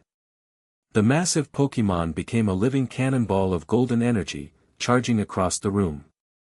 The attack was meant to end the fight in one overwhelming blow. Pikachu, agility, then Iron Tail on its knee. Ash commanded, his mind working with a speed born of Lyra's. Training. Pikachu became a yellow blur, easily sidestepping the telegraph charge. He spun in the air, his tail glowing like polished steel, and slammed it into the side of Electivire's knee. The giant recoiled, its charge broken, a grunt of pain escaping its lips. It was a precise, strategic strike, not something Ash would have thought of before. Paul's eyes widened slightly. A flicker of surprise. Impressive. You've learned some discipline. He adjusted his strategy instantly. Thunder Cage. Electivire slammed its tails into the floor. A cage of crackling electricity erupted around Pikachu, trapping him. Now, Thunderbolt. A massive bolt of lightning lanced down from Electivire's antennae, aimed at the trapped Pikachu. Dig! Ash yelled. Pikachu disappeared underground a split second before the thunderbolt hit, the floor of the observation room cracking under the force of the blast. He can't stay down there forever, Paul said calmly. Use Earthquake.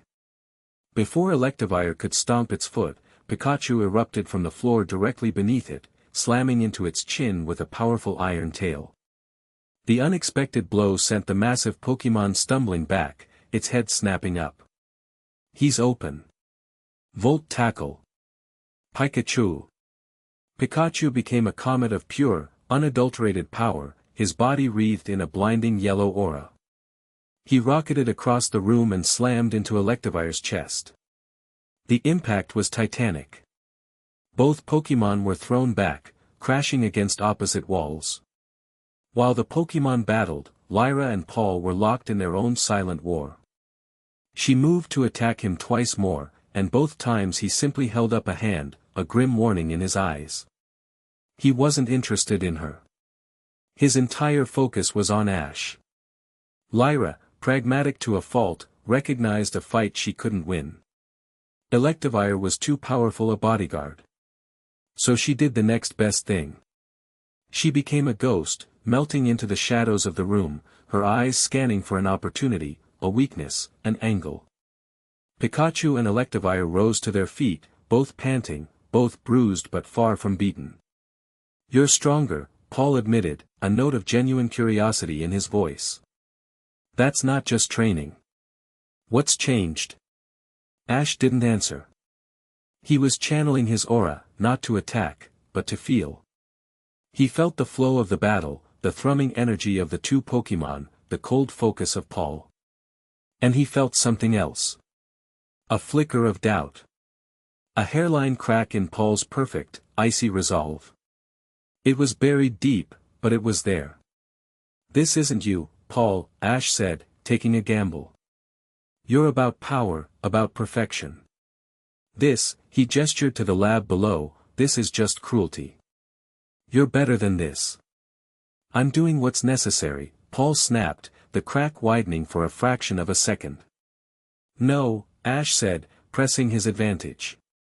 You're taking the easy way out. You're letting Valerius tell you who the enemy is instead of deciding for yourself. The Paul the First knew would never let someone else define his battles for him. The words hit their mark. Paul's fists clenched. For the first time, his cold composure slipped. He was remembering their final battle in the Sinnoh League, the moment of grudging respect he had finally shown. Ash was using his own philosophy against him. Electivire, Paul growled, his voice tight. Finish this. Giga Impact. He was reverting to brute force. A mistake. Pikachu, we're not dodging this time, Ash said, his voice calm and clear. He closed his eyes, his hands glowing with a soft, blue light. He was focusing his aura, not into a blast, but into a shield. A conduit. Meet it head-on. Volt Tackle. The two Pokémon charged, two living meteors of golden energy on a collision course. The room seemed to shrink, all the energy focusing on the single point where they would meet. But this time, Ash did something different. He reached out with his mind, with his aura, and he connected with Pikachu. He poured his own energy into his partner, not just power, but purpose. Clarity. He wasn't just giving an order, he was sharing a part of his soul.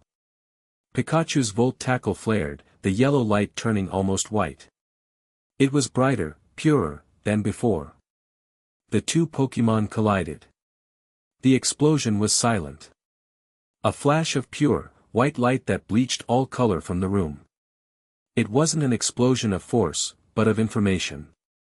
Of truth. Through his bond with Pikachu, amplified by his aura, Ash didn't just push back against Electivire. He pushed an idea into it. A single, undiluted memory, the moment of respect at the end of their Sinnoh League battle. A moment of connection, not domination. The wave of pure, uncorrupted emotion washed over Electivire. It passed from the Pokémon to its trainer, a jolt of psychic feedback that bypassed all of Paul's mental shields. Paul staggered back, his hand flying to his head, a gasp escaping his lips. His eyes went wide. For a split second, he wasn't seeing the lab, the experiment, the mission. He was seeing a stadium in Sinnoh. He was seeing an Infernape, battered but triumphant. He was seeing Ash, offering a hand of friendship. He was seeing the very bond he had dismissed as a weakness. And in that same instant, he felt it. The cold, slimy influence of the null that had been subtly clouding his judgment, reinforcing his worst impulses. Ash's aura-infused attack hadn't just shown him a memory, it had shown him the cage his mind had been put in. He saw the lie. Electivire collapsed, not unconscious, but exhausted, the Giga Impact's power completely neutralized. Pikachu landed softly on his feet, panting but steady. Paul stared at Ash, his face a maelstrom of confusion, shock, and dawning horror. The cold certainty was gone, replaced by a terrifying vulnerability. What did you do?" he whispered. Before Ash could answer, Lyra moved. The moment of distraction was the opening she had been waiting for. She wasn't aiming for Paul. She vaulted over a console, her movement silent and swift, and threw a small, metallic disc at the large window of the observation deck. The disc stuck to the glass and began to glow red. "The Matrix," she said to Ash, her voice urgent. Now. Ash understood. He turned his attention to the chamber below. Clement, who had watched the entire battle in stunned silence, was now being dragged away from the console by his purifier guard. Pikachu, full power. Ash yelled, pointing at the black, pulsing crystal. Thunderbolt. Pikachu leaped onto the railing of the observation deck. He took a deep breath, and all the power he had left, all the power Ash had poured into him, was unleashed in one final, cataclysmic bolt. It wasn't yellow. It was pure, brilliant white, infused with the cleansing energy of Ash's aura. The thunderbolt punched through the reinforced glass of the window just as Lyra's charge detonated, shattering it completely. The beam of pure energy struck the null matrix dead center. The effect was instantaneous. The purple light of the matrix flickered, turned a sickly green, and then imploded with a sound like tearing reality. A shockwave of pure, untainted energy erupted outwards. The containment pods holding the corrupted Pokémon shattered, the null energy within them dissolving into nothingness. The Pokémon collapsed, no longer glitching, just unconscious and free. The facility's lights flickered and died, plunging the entire complex into emergency lighting.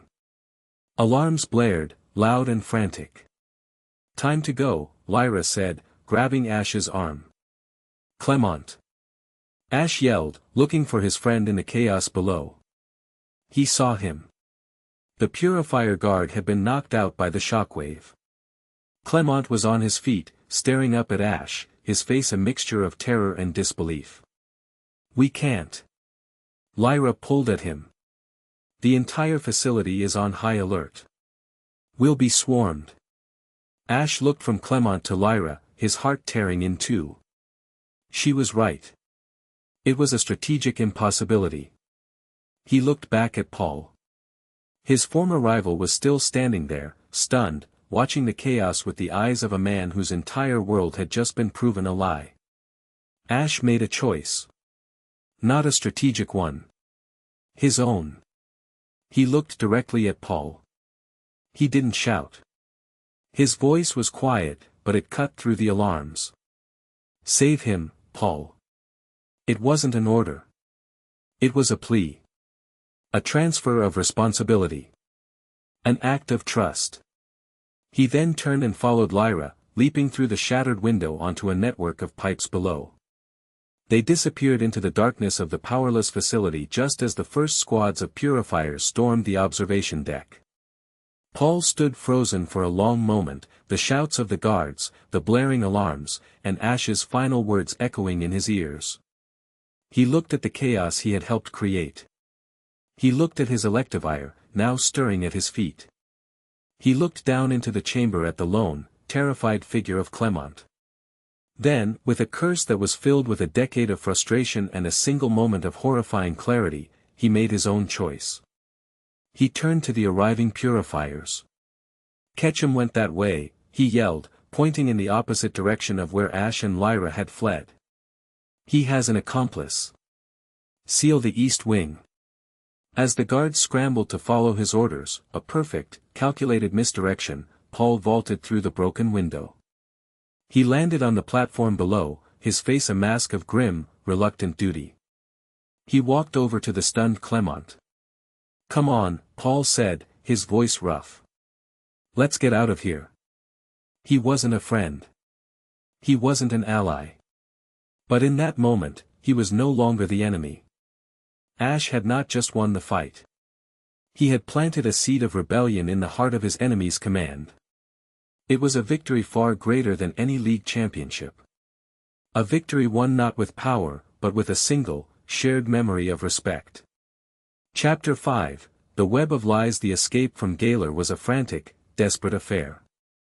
They'd spent a full day hiding in the city's forgotten underbelly, moving through sewer tunnels that stank of industrial waste and forgotten history, while above them, Valerius's machine tore Wyndon apart looking for them. Paul's misdirection had bought them a crucial head start, but it wouldn't last forever. Ash's mind was a whirlwind. He replayed the confrontation with Paul, the flicker of understanding in his rival's eyes, the impossible choice to leave Clement behind. It was the right call, Lyra said, her voice echoing in the cramped sewer pipe they were using for cover. She was cleaning her gear with practiced efficiency, her movements sharp and economical even in the near-total darkness. Strategically. You traded one asset for another, potentially more valuable one. They're not assets, Lyra, Ash retorted, his voice tight. They're people. They're my friends. And what good is a friend in a cage, she shot back, not unkindly. You gave Clement a chance at freedom by trusting Paul. A risky move. Emotional. But it might pay off. That's more than we could have done by trying to drag him with us. She paused, and her voice softened almost imperceptibly. You showed a rival mercy and gave him a reason to doubt. In our line of work, that's as close to a victory as it gets. Her words offered little comfort, but they were true. He had to learn to accept these partial wins, these morally gray compromises. It was the price of fighting this new kind of war. They finally made it back to the sanctum in Kalos, slipping through the hidden entrance in the ravine, bruised, exhausted, and smelling faintly of sewage. Master Kale was waiting for them in the great library. The holographic star chart was active again, but now a large portion of the Galar region was blinking with an angry red light. The Iron Maw incident has sent ripples through the entire network, Kale said, his gravelly voice grim. He looked Ash up and down, his bright blue eyes assessing. You were successful, but the cost was high. Valerius is no longer just hunting a fugitive. He's fighting a war. The proof of Kale's words flooded the global news networks over the next few days. Valerius, a master of political theater, didn't try to hide the destruction of the Iron Maw. He broadcast it. He stood in the ruins of the facility, his face a mask of solemn sorrow, and spun a terrifying narrative. This is the work of the terrorist Ash Ketchum and his shadowy collaborators, he declared, his voice ringing with manufactured outrage. The cameras panned over the wrecked lab, the shattered containment pods presented not as instruments of torture, but as vital research equipment destroyed by a madman. They have stolen dangerous, unstable Pokemon and set back our vital work to contain the very reality-warping threat he represents. This was not an act of protest. This was an act of terror. The world bought it. Hook, line, and sinker.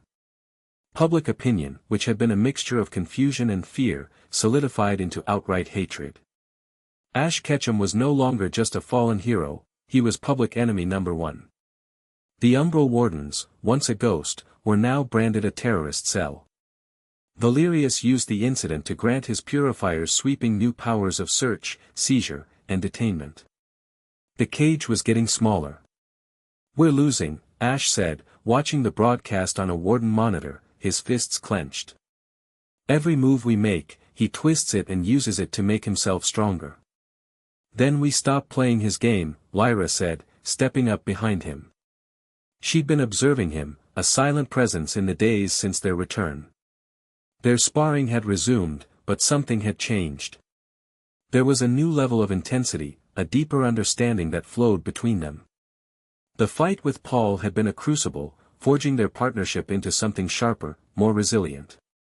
Brute force won't win this. We can't blow up every lab he builds. We need to attack his greatest weapon. His army? Ash asked. No, Lyra said, her eyes fixed on Valerius's face on the screen. His voice. The plan was audacious, bordering on insane. Their target was the Prism Tower in Lumio City. It wasn't just a landmark and the city's gym. Since Valerius's rise to power, it had been converted into the new headquarters for the International Pokémon League's global communications network. It was the heart of his propaganda machine, a broadcast antenna that pumped his poison into every corner of the world. We can't destroy it, Kale explained, pointing to a holographic blueprint of the tower. That would only play into his narrative. We can't seize it, we don't have the forces. So, we must be subtle. A single act of precision sabotage. What kind of sabotage? Ash asked. An information bomb, Lyra answered, taking over. She pulled up another file, a small, heavily encrypted data packet. This is the complete, uncorrupted security footage from the Iron Maw's control room. It shows everything. It shows Clement being forced to work at gunpoint. It shows the Pokémon in agony. It shows Valerius's voice ordering the experiment to proceed. It's the truth. We're going to broadcast it? Ash asked, a spark of hope igniting in his chest. Not exactly, Kale said, his expression grim. If we hijack the global network, they'll cut the feed in seconds. Valerius will call it a deep fake, and we'll be right back where we started. No, this must be a targeted strike. We will not upload this file to the public network. We will upload it to the League's internal server, directly into the private archives of every gym leader, Elite Four member, and League official in the world. The brilliance of the plan settled over Ash. It wasn't a public spectacle. It was a poison pill, delivered directly into the heart of Valerius's organization. It wouldn't convince the public, but it would force the people with real power, the people who knew Ash, who had fought alongside him, who were on the fence, to see the truth. It would plant 1,000 seeds of doubt, just as he had with Paul. It's a high-stakes gamble, Kale warned. The Prism Tower is now one of the most secure buildings in the world. The psychic defenses alone are formidable. And Valerius has, a special security consultant in Lumios. Lyra brought up another file. A single publicity photo.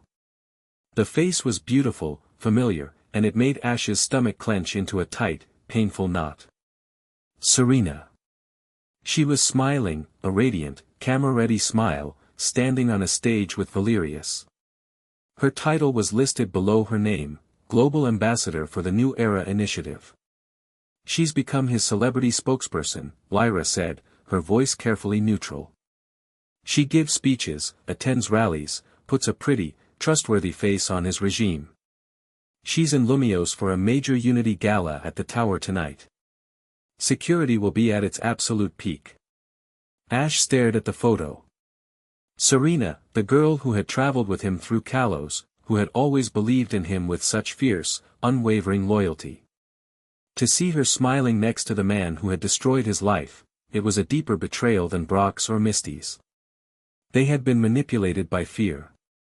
This felt like a willing conversion. She doesn't know, Ash said, more to convince himself than anyone else. She can't know the truth. It doesn't matter what she knows, Lyra said, her voice sharp, pulling him back from the emotional precipice. What matters is that she will be there. She and her Pokémon are formidable. She is a potential obstacle. You need to be prepared for that. He looked at Lyra, at the hard set of her jaw, and saw the truth. She was testing him. Could he put the mission ahead of his feelings? Could he face Serena, not as a friend, but as an obstacle? He thought of Clement in the lab, of the promise he had made in the Sanctum's training pit. He pushed the hurt down, packing it into the box in his mind, and gave a sharp, single nod. I'm prepared. The Lumio City Unity Gala was the crown jewel of Valerius's new world order. The Prism Tower was bathed in golden light, its spire piercing the night sky like a beacon of progress. The city's elite, dressed in glittering gowns and sharp tuxedos, flowed into the lobby, their laughter echoing in the cavernous space.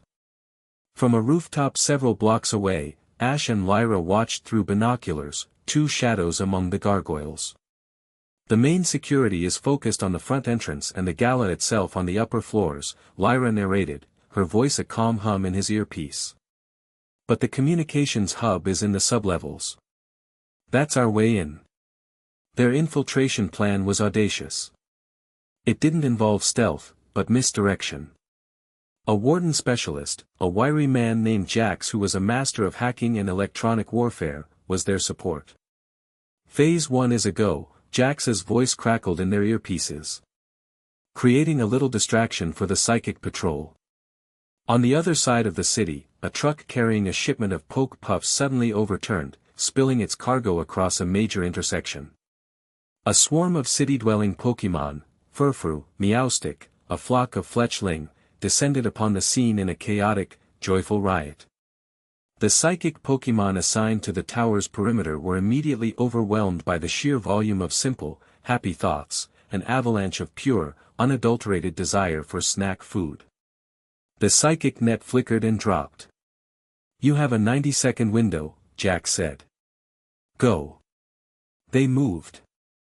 Rappelling down the side of the building, they ran across the darkened street and slipped into a service entrance for the city's underground metro. The air was cool and smelled of ozone and stale popcorn. Lyra moved with a frightening confidence, navigating the labyrinthine tunnels as if she had the blueprints tattooed on her brain. They emerged into the Prism Tower's sub-level maintenance corridor, a world of humming transformers and thick bundles of fiber-optic cables. This was the building's central nervous system. "Jax, we're in," Lyra whispered into her comms. "Begin Phase 2. "Copy that," Jax replied. Cutting the live security feeds to the server room and looping the last 5 minutes. "You've got a 10-minute window before their system diagnostics catch the anomaly." Clocks ticking. They moved quickly, their rubber-soled boots silent on the concrete floor. The server room was protected by a massive, reinforced steel door with a biometric scanner. Lyra didn't even try to hack it. She pulled a small, circular device from her belt and attached it to the wall next to the door. "Sonic resonator," she explained. "It'll find the resonant frequency of the locking mechanism's tumblers and vibrate them open. Takes about 2 minutes. Stand guard." Ash took up a position at the corridor's junction, his aura extended, a silent, invisible tripwire. The tower hummed around him, a beast unaware of the parasites in its guts. He could feel the thrum of the gala on the floors far above, the vibrations of music, the collective energy of hundreds of people. And he could feel individual presences. The purifier patrols, moving in their predictable patterns. The staff, going about their duties. And, something else. A single, familiar presence. Bright, warm, and full of a nervous, excited energy. Serena. She wasn't at the gala. She was heading down. Towards them. "Lyra," Ash's voice was a sharp hiss. "We have a problem. Serena's coming this way." Lyra cursed under her breath, looking at the resonator on the wall. The light was still blinking red. How close? 2 floors up. Moving fast. She's with her Pokémon. Ash could feel the distinct signatures of her Pancham and her Delphox. And Braixen, no, Delphox now. Of course. Time had passed. Why would she be coming down here? Lyra wondered aloud, her mind racing through strategic possibilities. This is a restricted area. It doesn't matter, Ash said, his mind clearing, the training taking over. She's an obstacle. We need to stop her before she gets to this corridor. Agreed. We can't have a confrontation here. It'll trip every alarm in the building. We need to intercept her. Lyra glanced at the door. 50 seconds left. I need to be here for the upload. You have to go. Alone. Ash's heart hammered. Face Serena. Alone. Don't fight her, Ash, Lyra commanded, her voice firm, grabbing his arm and forcing him to meet her gaze. Her stormy eyes were deadly serious. Distract. Delay. Do whatever you have to do, but keep her away from this corridor for the next 5 minutes. Understood? He nodded, the hurt and betrayal he'd packed away rattling in their box. He could do this. He was a warden now. He was a weapon. He sprinted down the corridor, back the way they came. He found a stairwell and took the steps 3 at a time, his movements silent and fluid. He emerged on a higher sublevel, a polished, deserted hallway lined with offices. He could feel her getting closer. She was on the other side of a set of glass doors at the end of the hall. He needed a plan. A distraction. His eyes darted around the hallway. An emergency fire alarm. A janitor's closet. A potted plant. Nothing. Then he saw it. A small service elevator, the kind used for moving catering equipment. An idea sparked, reckless and desperate. It wasn't a warden's plan. It was pure Ash Ketchum. He pressed the call button. As the elevator doors slid open, Serena came through the glass doors at the far end of the hall. They saw each other at the same time. For a heartbeat, the world stopped. Serena froze, her hand halfway to her mouth, her eyes wide with utter, complete shock. She looked stunning in a simple but elegant black dress, her hair shorter than he remembered, a single blue ribbon, the one he'd given her, tied around her collar. The sight of it was a knife in his gut. Ash, she whispered, the name a fragile, disbelieving puff of air. Her Pokémon, a graceful Delphox and a confident Pangoro, moved to stand in front of her, taking defensive stances. He had a split second to act before her shock turned to alarm. He couldn't let her raise the alarm. He had to control the situation. So he did the one thing she would never expect. He smiled. A relaxed, easygoing grin, as if they had just bumped into each other at a Poke Mart. "Serena," he said, his voice casual, friendly. "Long time no see. You look great." The sheer, baffling normality of his greeting threw her off balance. Her defensive posture faltered. "But, how?" "They said, you're a terrorist, you know not to believe everything you see on TV," he said, leaning against the elevator doorframe. He was projecting an aura of complete, unconcerned calm, a stark contrast to the racing of his heart. "I was just in the neighborhood, thought I'd drop by. This place has changed." Her mind was reeling, trying to reconcile the monster from the news with the boy standing in front of her. "What are you doing down here? This is a restricted floor." "Looking for the bathroom," he said with a shrug. "Got a little lost. This place is a maze." He looked past her, down the hall. "Is the gala this way?" "I heard the music." It was a masterful performance of misdirection. He was deliberately acting like the old Ash, the slightly goofy, clueless boy she remembered. He was weaponizing her memory of him. "No, the gala is upstairs," she said, her brow furrowed in confusion. "Ash, what's really going on?" "The news, the explosion in Gaylor, a misunderstanding," he said smoothly, taking a small step out of the elevator, drawing her focus. "Big time. I'm trying to clear my name. Actually, you could help me. I need to talk to someone in charge. Can you get me to Valerius?" It was a wild gamble, but it worked. The idea that he was there to surrender, to talk, was more plausible than the truth. Her expression softened slightly. The protector in her, the part of her that had always wanted to help him, was overriding the part of her that was afraid. "Talk to Chairman Valerius," she repeated. "Ash, I don't know. He said you're dangerous." "Do I look dangerous?" he asked, spreading his hands in a gesture of harmlessness. Pikachu, hidden inside his jacket, remained perfectly still. He was playing this one alone. Just then, his earpiece crackled almost imperceptibly. "Doors open," Lyra's voice said. "Beginning upload. You have 4 minutes." He needed to keep her here. "Look, Serena," he said, his voice dropping, becoming more earnest. He let a sliver of the real desperation he felt bleed through. "I'm in trouble. I made a mistake. I just want to explain my side of the story. You're the only one I've seen who he seems to trust. Please. Can you help me?" She was torn. Her loyalty to him, buried under months of propaganda, was warring with her duty to Valerius. He could see the struggle in her eyes. I can try," she said finally, taking a hesitant step toward him.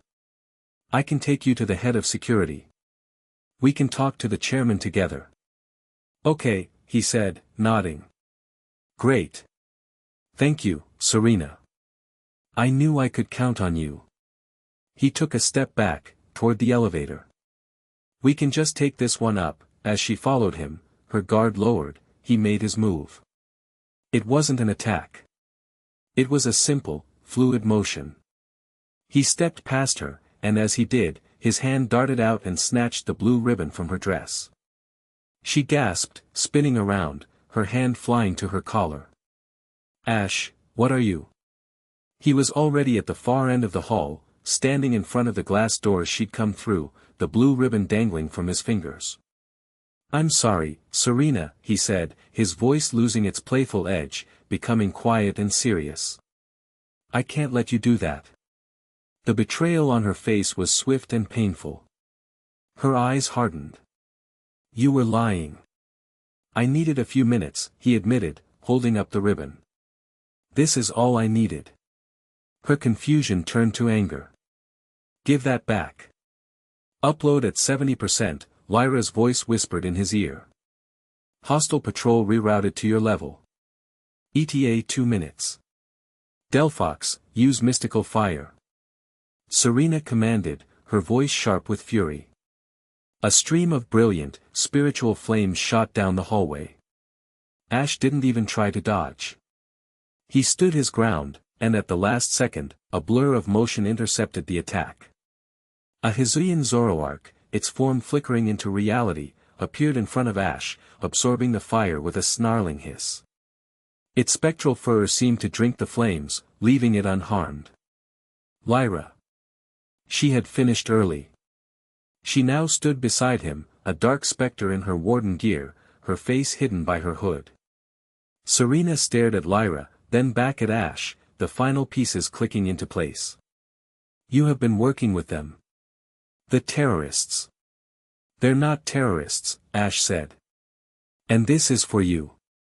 He held up the blue ribbon. He wasn't looking at Serena. He was looking at her Delphox. He closed his eyes and channeled his aura, not into an attack, but into a message. He focused on the ribbon, on the memory it represented, a promise made at an airport, a moment of heartfelt goodbye, a bond of deep, unspoken affection. He pushed that single, pure memory into the ribbon, making it glow with a soft, blue light. He tossed it onto the floor between them. Check the League servers in 5 minutes, he said. Then decide who's really lying to you. The doors behind them slid open. 2 purifier guards, their faces grim, stormed into the hallway, stun batons crackling. Lyra, now! Ash yelled. Lyra threw down a smoke pellet. The hallway filled with thick, black smoke. They didn't run. Lyra grabbed Ash's arm and her Zoroark's illusionary powers washed over them. To the guards, it looked as if the smoke was just smoke. They charged through it, right past the spot where Ash and Lyra stood, perfectly still, rendered invisible by the Zoroark's magic. Move, Lyra hissed. They slipped back into the stairwell, their escape route clear. From within the smoke, Serena watched them go. Her Delphox, its senses far sharper than any human's, stared at the spot where they had vanished. Then, the fire type witch Pokémon slowly padded forward, nudging the discarded blue ribbon with its nose. The faint, blue glow of Ash's aura still clung to it, a residue of a memory, a whisper of a forgotten truth. Serena watched her partner, her anger faltering, replaced by a seed of terrible, gnawing doubt. Upload complete, Jax's voice said, a triumphant note in his tone. Data packet delivered. They can't erase it without wiping their entire archive. It's in their system, a ghost in their machine. Mission accomplished. They were out of the tower and back in the metro tunnels before the building went into full lockdown. As they ran through the darkness, the adrenaline began to fade, replaced by a hollow ache in Ash's chest. He had done what he had to do. He had succeeded in the mission. He had kept his feelings in check. So why did it feel so much like a loss? Lyra glanced over at him, her face unreadable in the dim light. She must have sensed his turmoil. She reached out and briefly, unexpectedly, squeezed his hand. It was a small gesture, but it was enough. A silent acknowledgement. An understanding. They had won the battle, but the war for the truth, and for the souls of their friends, had only just begun. Chapter 6, The Heart of the Colossus. The information bomb had worked better than they could have hoped.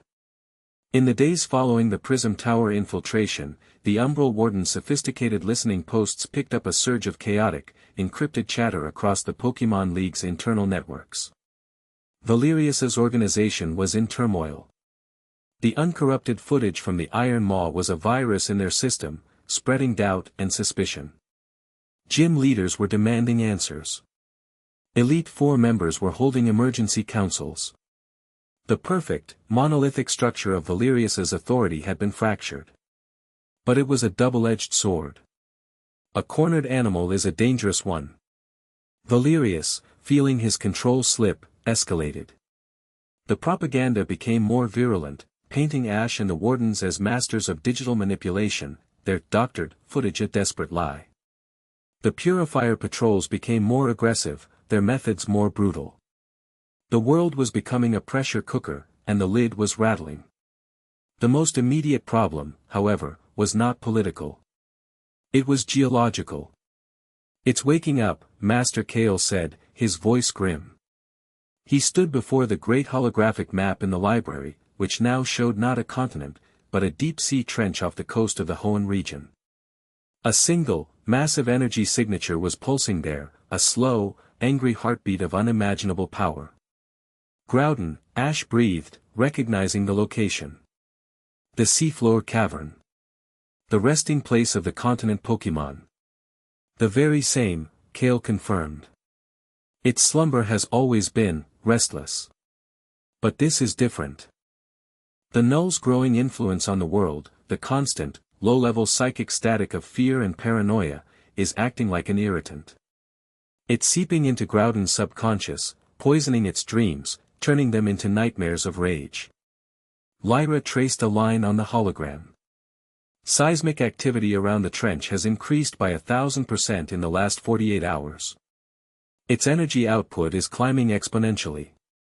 If it wakes up in its current state, a primal engine of mindless fury, it won't just create new land. It will boil the oceans, shatter the tectonic plates. It will be an extinction-level event. Can't we just talk to it? Ash asked, remembering his past encounters with legendary beings. A conversation, a plea for understanding, had often been enough. The Groudon you pacified years ago was acting on instinct, a territorial dispute with its rival, Kale explained patiently. This is not the same. Its mind is being corrupted by an outside force.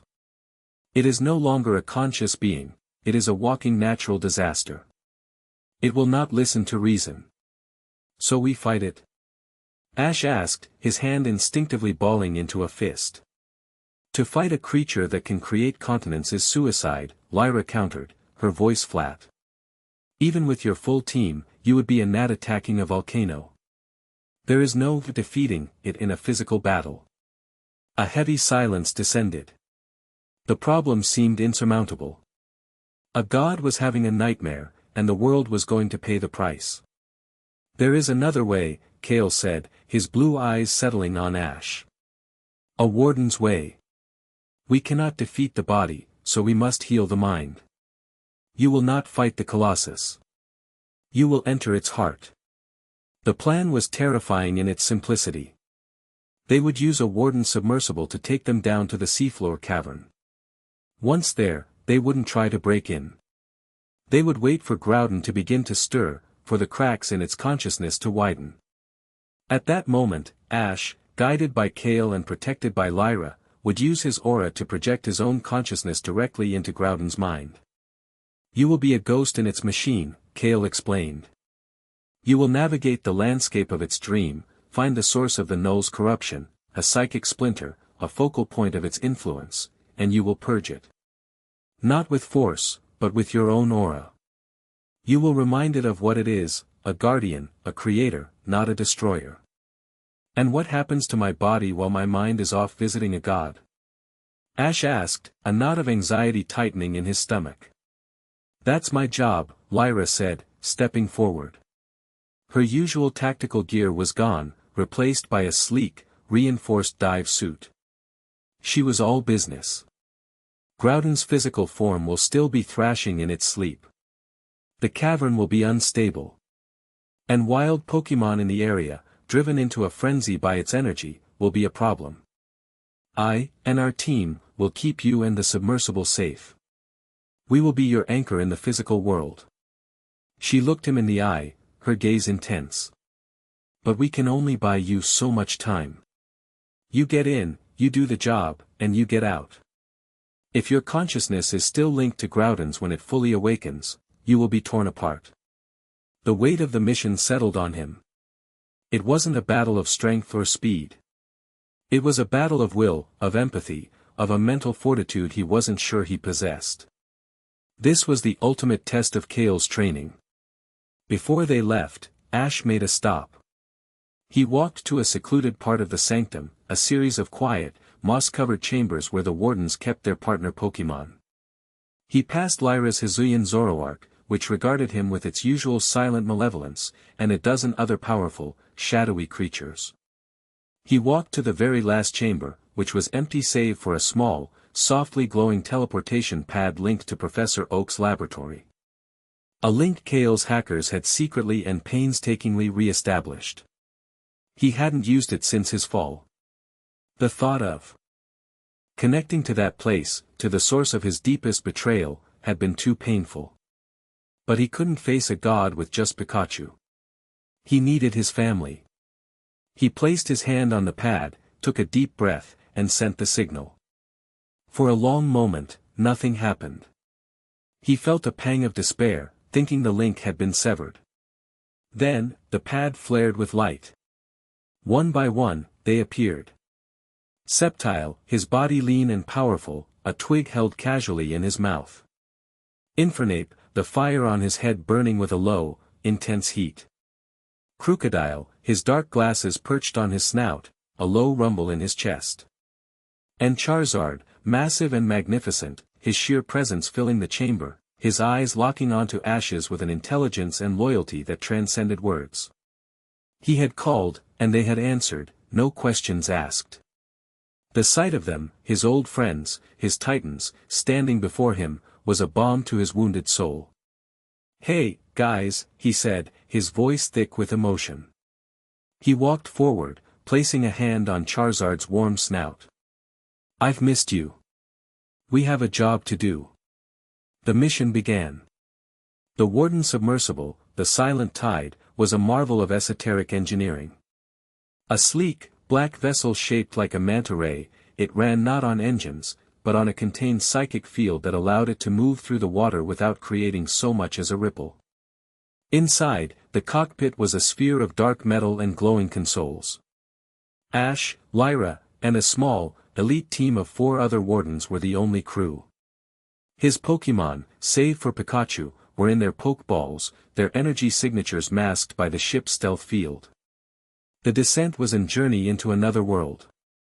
The bright, sunlit waters of Hoenn gave way to a twilight realm, then to an abyss of absolute blackness, illuminated only by the submersible's external lights and the bizarre, bioluminescent creatures that drifted past the viewport like alien stars. The pressure was immense, the silence profound. "We're approaching the cavern," the pilot announced, his voice calm and steady. "Energy readings are off the charts. It's angry." Ash could feel it.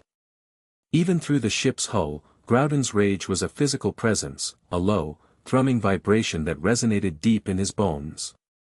It was the sound of a mountain grinding its teeth. The entrance to the seafloor cavern appeared in their lights, a gaping maw in the ocean floor.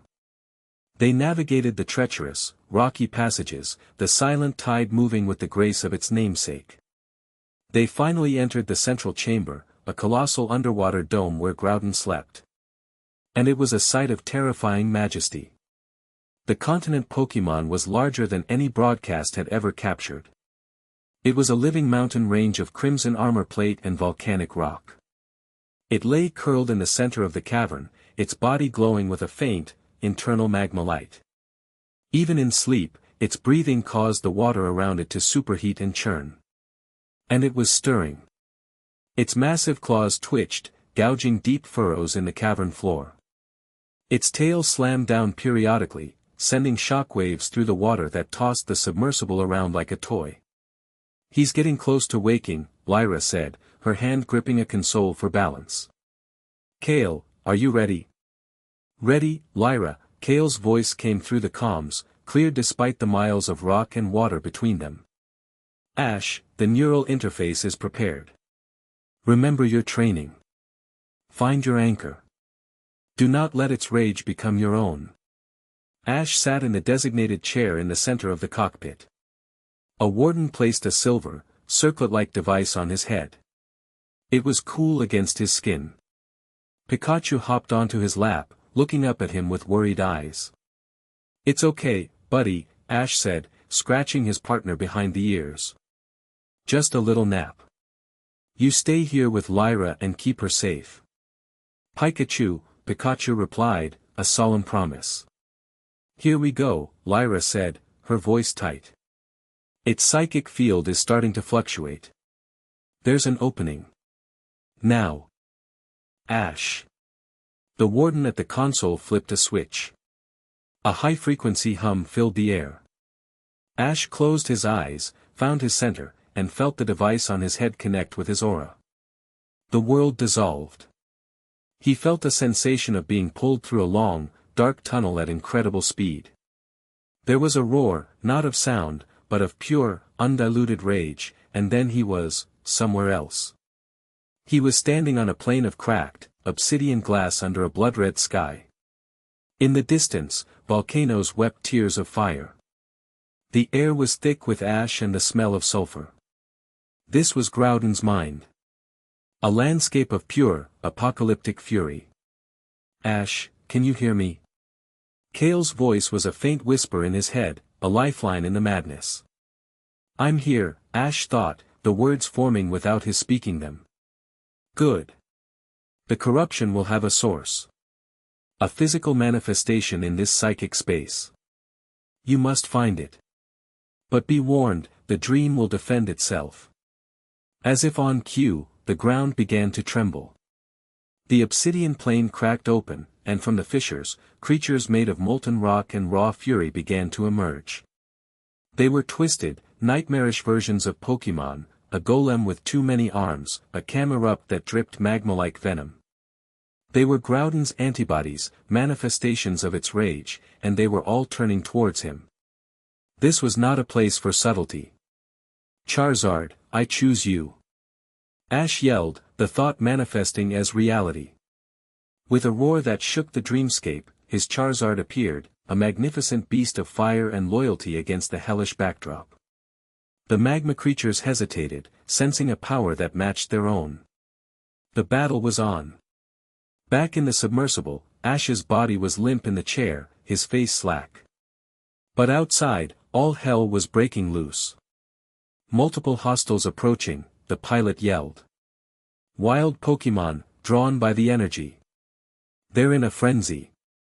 Swarms of Sharpedo, their bodies glowing with Groudon's enraged energy, slammed against the submersible's hull like torpedoes. A massive, enraged Wylord tried to crush them against the cavern wall.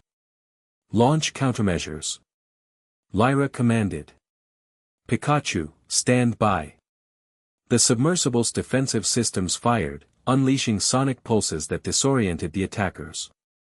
But there were too many. A massive claw, Groudon's own, swung blindly through the water and struck the submersible a glancing blow. The ship groaned, lights flickering, thrown across the cavern. "Hull integrity at 70%, a warden shouted. "We can't take another hit like that." "We don't have to," Lyra said, her eyes narrowed. She hit the button for the external airlock. "We draw their fire. Pikachu, with me." In the dreamscape, Ash and Charizard were locked in a desperate battle. Charizard's flamethrower incinerated the magma creatures, but more kept rising from the cracks. Ash needed to move. He leaped onto Charizard's back. "Get us above this, Charizard. We need to find the source." They soared into the blood-red sky, the army of rage monsters swarming below. From this vantage point, Ash could see the whole landscape. It was a continent of pain. And in the very center, on the peak of the largest volcano, was a pulsating shard of black, crystalline energy. It looked like a splinter of frozen night, and it was pouring tendrils of purple-black corruption into the volcano, which then spread through the entire dreamscape. The null splinter. There. Ash pointed.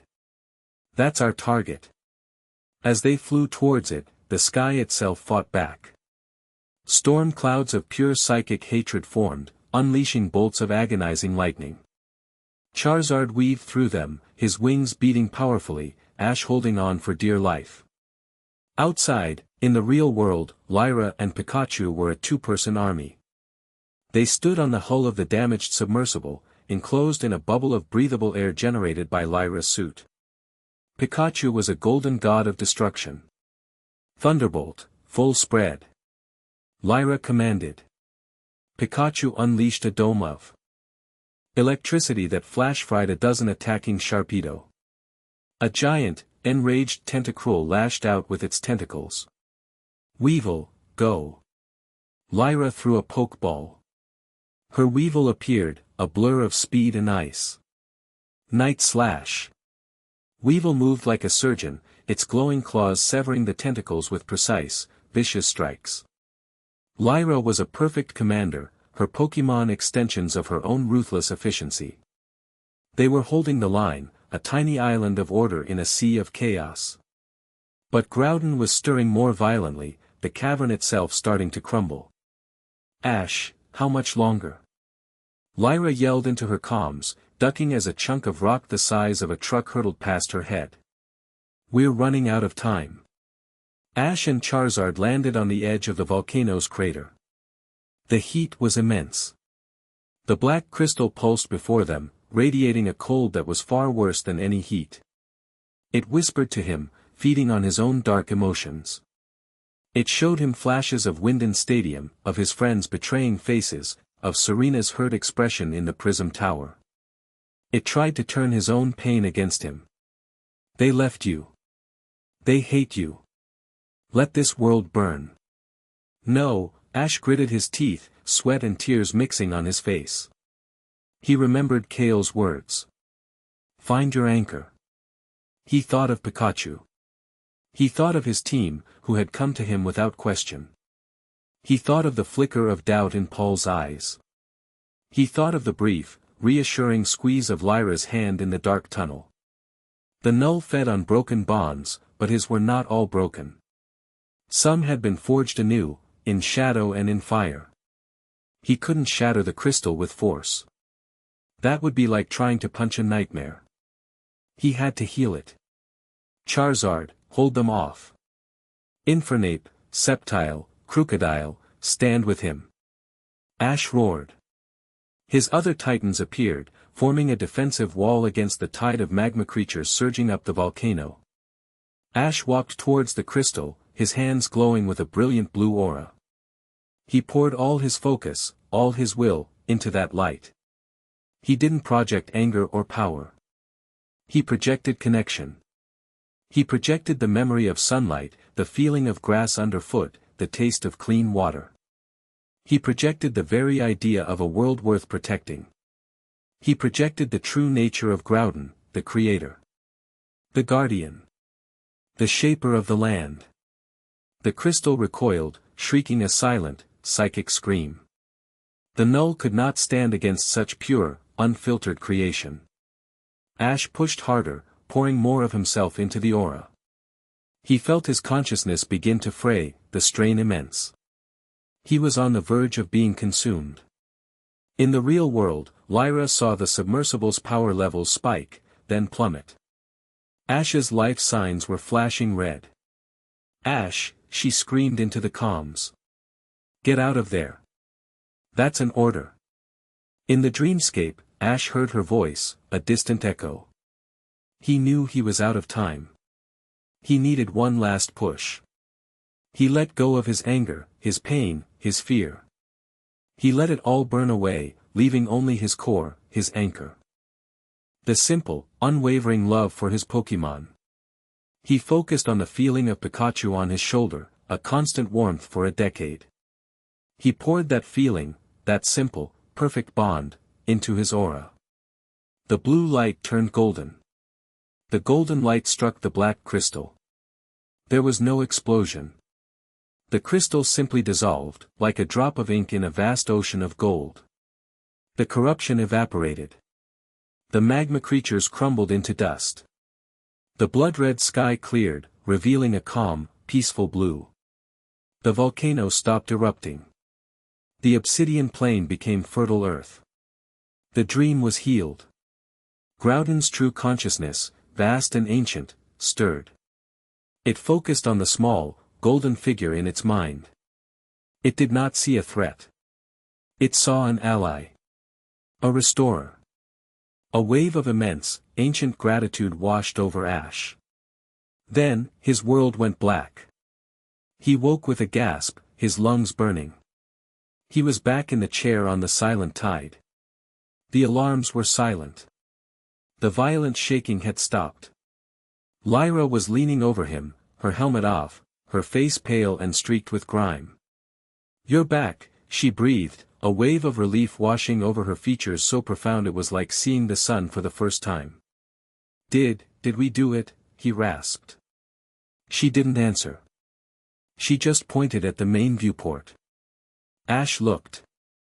Outside, in the now calm waters of the cavern, Groudon was awake. It was standing tall, its body no longer glowing with rage, but with a powerful, steady, internal warmth. It looked at the small submersible, and its massive eye, the size of a house, blinked slowly. There was no anger in it. Only a calm, ancient intelligence. It recognized them. It recognized Ash. Then, with a grace that defied its immense size, it turned and began to walk, pushing through the rock wall of the cavern as if it were water, heading for the deep places of the world, its duty as a guardian restored. The team in the cockpit erupted into cheers, a raw, explosive release of tension. Ash slumped back in his chair, utterly drained, every muscle in his body screaming. Pikachu leaped into his lap, nuzzling him frantically. Lyra stood over him, her expression unreadable. She had watched him nearly die. She had fought a desperate battle to protect his vulnerable body. She had screamed his name, not as a commander, but as something more. The professional walls between them had been shattered by the sheer, overwhelming pressure of the moment. She reached down, her hand hesitating for a moment before she gently brushed a stray lock of hair from his forehead. Her touch was feather-light, a stark contrast to her usual hardened demeanor. "You were reckless," she said, her voice a low murmur, meant only for him. "You almost didn't come back." "You would have come in and gotten me," he said, a weak smile on his lips. A small, genuine smile touched her own. Probably. In the quiet aftermath of the storm, surrounded by the wreckage of their desperate battle, a new, unspoken understanding passed between them. It wasn't about the mission anymore.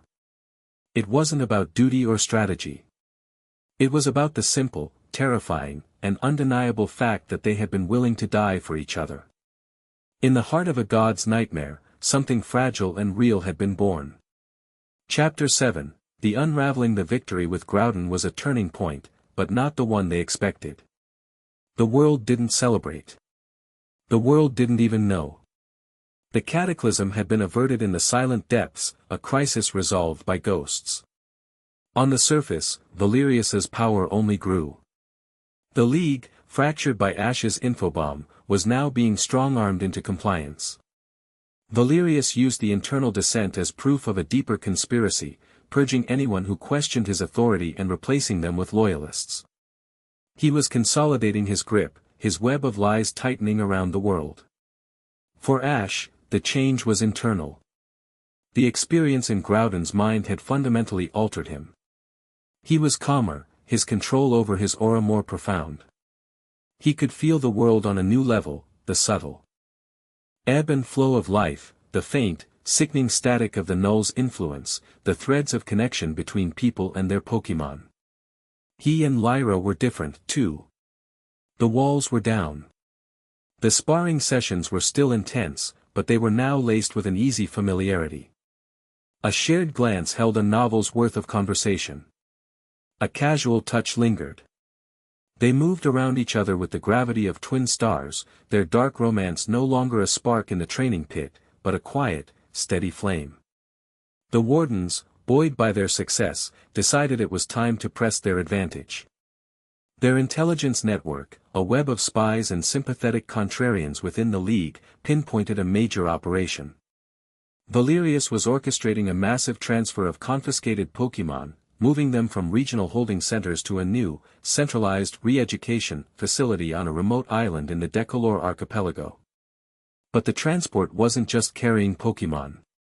It was also carrying a shipment of refined null tech, the next generation of the hardware they destroyed at the Iron Maw. It's a nexus point, Kale explained in the Sanctum's briefing room, the holographic map displaying a series of transport routes converging on a single point. Valerius is moving his most valuable assets, both living and technological, at the same time. If we can intercept this convoy, we can liberate hundreds of Pokémon and deal a crippling blow to his research program. It's too convenient, Lyra said immediately, her eyes narrowed, her mind already dissecting the plan for weaknesses. He's concentrating his forces, making them a target. He knows we're out here. He knows we hit the Iron Maw. This feels like bait. We agree, Kale said, nodding. The risk of a trap is substantial. But the potential reward is too great to ignore. Freeing those Pokémon isn't just a strategic victory, it's a moral one. It would send a message to trainers everywhere that resistance is possible. So we spring the trap, Ash said, his voice quiet but firm. All eyes turned to him. We know it's a trap, so we'll have the advantage. We'll go in expecting a fight. He looked at Lyra, a silent question in his eyes.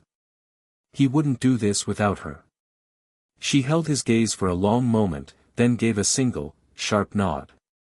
If we're doing this, we do it my way. Fast, quiet, and with an exit strategy for every possible outcome. The target was a decommissioned naval base on an unnamed island, a bleak, windswept rock that served as the primary staging ground for the convoy. The plan was classic Warden methodology. Ash and Lyra would lead a small, elite squad.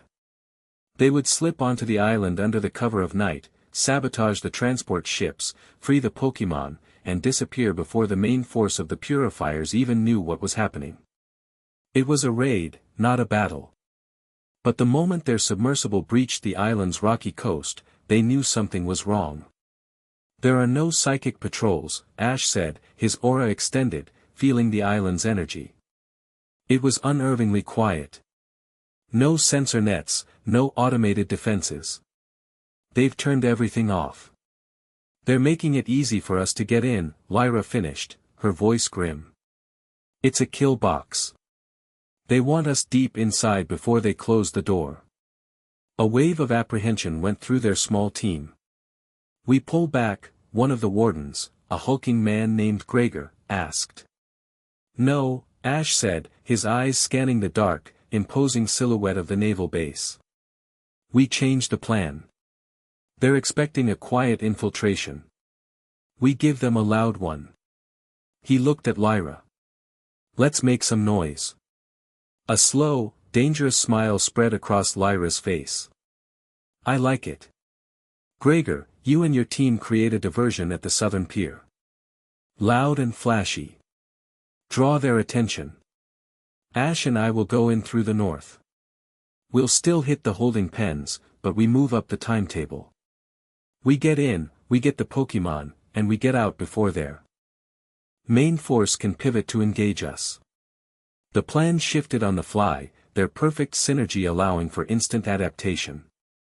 Gregor's team peeled off, and explosions soon rocked the southern end of the island, a beautiful symphony of controlled chaos. As the bulk of the island's garrison scrambled to respond, Ash and Lyra made their move. They used the distraction to scale the northern wall of the base, a sheer cliff of sea-sprayed concrete. They moved in perfect sync, a silent, four-limbed creature ascending into the darkness. At the top, a lone purifier guard, startled by their sudden appearance, barely had time to reach for his radio before Lyra was on him, a blur of motion that ended with the guard slumping to the ground, unconscious. The base was a ghost town. They moved through the empty corridors, the distant sounds of Gregor's diversion echoing through the metal hallways. They found the holding pens in the base's central depot, a massive, warehouse-like structure. It was worse than they'd imagined. Hundreds of pokeballs were stacked in cold, sterile racks, their indicator lights dark. They weren't just being stored, they were being suppressed, held in some kind of stasis field. In larger, reinforced cages, dozens of bigger Pokemon, Tyrannitars, Metagross, Dragonites, paced restlessly, their eyes dull with confusion and despair. A low, sorrowful hum of misery filled the vast space. The stasis field is being generated from that central console, Lyra said, pointing. We disable it, the balls will reactivate. It'll be chaos. Good, Ash said, his voice hard. Let's cause some chaos. Lyra got to work on the console, her fingers flying across the keypad, bypassing the security. Ash stood guard, his aura a silent radar. He felt them a second before they appeared. Lyra, company. The main depot doors slid open, not with a hiss, but with a heavy, grinding groan. Floodlights blazed to life, pinning them in their glare. They were surrounded. But it wasn't an army of purifiers. It was 3 figures. And they broke Ash's heart.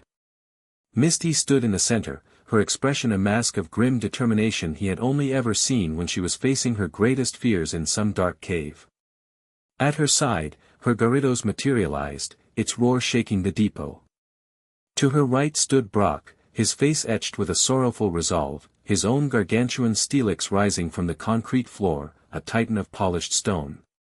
And to her left, Dawn, her Piplup standing defiantly on her shoulder, her usual bright smile replaced with a look of pained, tearful duty.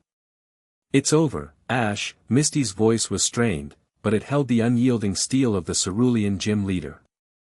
We're not going to let you and your terrorists destroy everything. The trap wasn't an army. It was an intervention.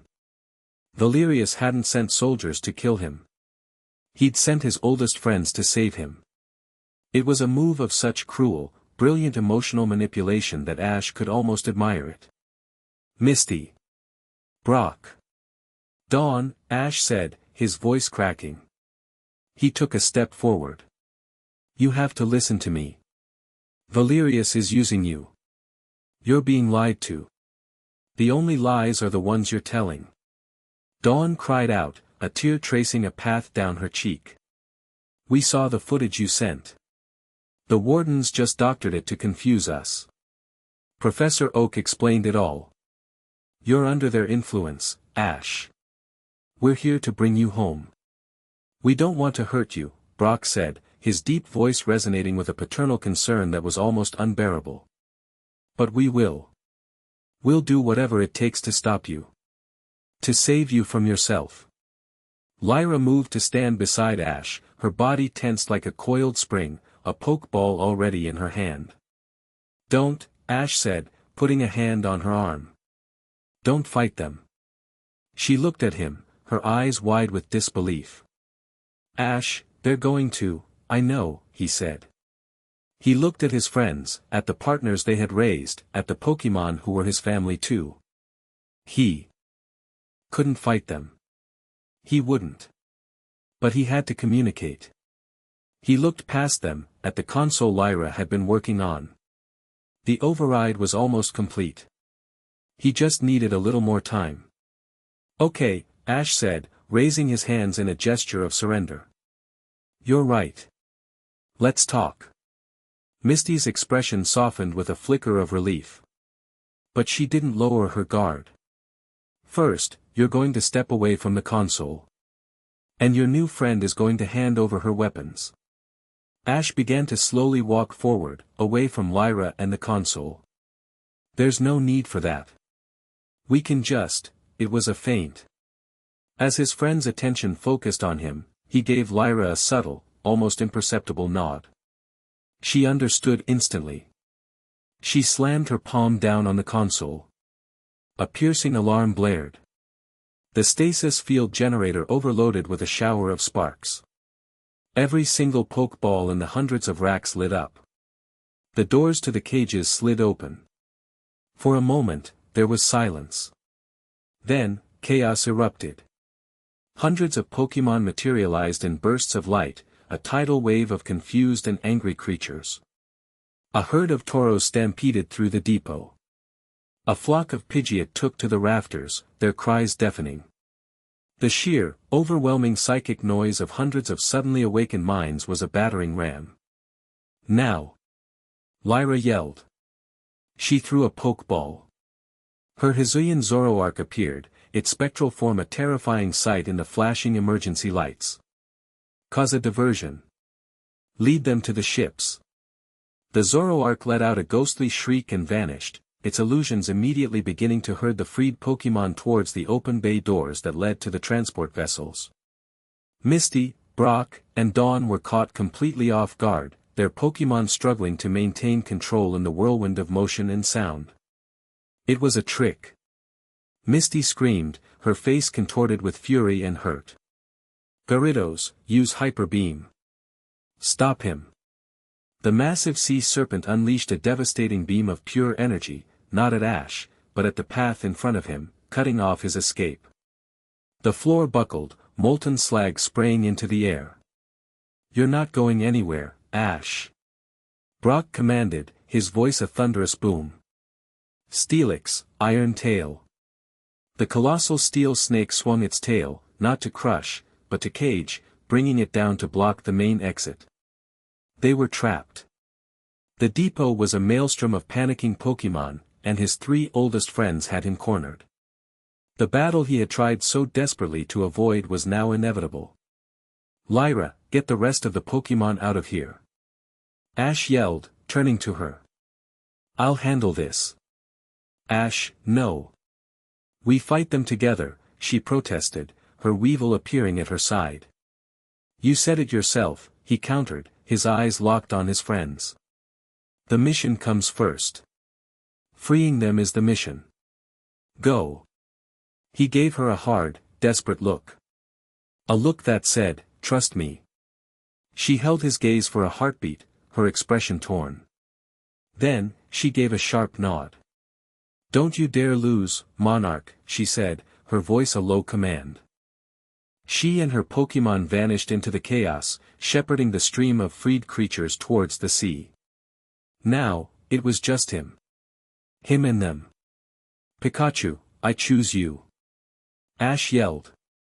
His partner, who had been on his shoulder the whole time, leaped to the floor, his cheek sparking, his expression as grim and determined as Ash's. He then reached for his belt, his hand closing around another Pokeball. Infernape, let's go. The fire monkey appeared in a burst of flame, his eyes burning with an intense fighting spirit. He beat his chest, letting out a challenging roar at the Gyarados and Steelix. It was a battle of ghosts. Ash versus the three people who had shaped his journey. Pikachu and Infernape versus the partners of his first two mentors. The emotional weight of the confrontation was staggering. You've made your choice, Ash, Misty said, her voice cold. Gyarados, Hydro Pump. Steelix, Rock Tomb. Brock commanded. A jet of high-pressure water and a cage of falling rocks hurtled towards Ash. Infernape, Flare Blitz. Pikachu, Volt Tackle. Break Through. The two Pokémon became living comets of fire and lightning. They didn't dodge. They met the attacks head-on, a statement of pure, indomitable power. Infernape's fire vaporized the Hydro Pump. Pikachu's electricity shattered the rocks of the Rock Tomb. They punched through the combined assault and kept charging. What? Dawn gasped. The sheer power was beyond what she remembered. Infernape, close combat on Steelix. Pikachu, Iron Tail on Gyarados. Infernape became a blur of fists and feet, his blows ringing like a blacksmith's hammer against Steelix's massive body. Pikachu leaped into the air, his tail glowing, and slammed it into Gyarados' snout, forcing the sea serpent back. This wasn't a battle of moves. It was a desperate, painful conversation. Ash wasn't trying to defeat them. He was trying to make them see. Piplup, use Bubble Beam. Dawn commanded, her voice trembling. A stream of bubbles shot towards Pikachu. It was a move he could have dodged in his sleep. But he didn't. He took the attack head-on. It barely fazed him, but he let out a pained cry, a deliberate act of theater.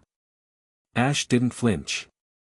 He just looked at Dawn, his expression one of deep, profound hurt. He wasn't looking at a combatant. He was looking at his friend who had just ordered her Pokémon to attack his. Dawn's resolve wavered.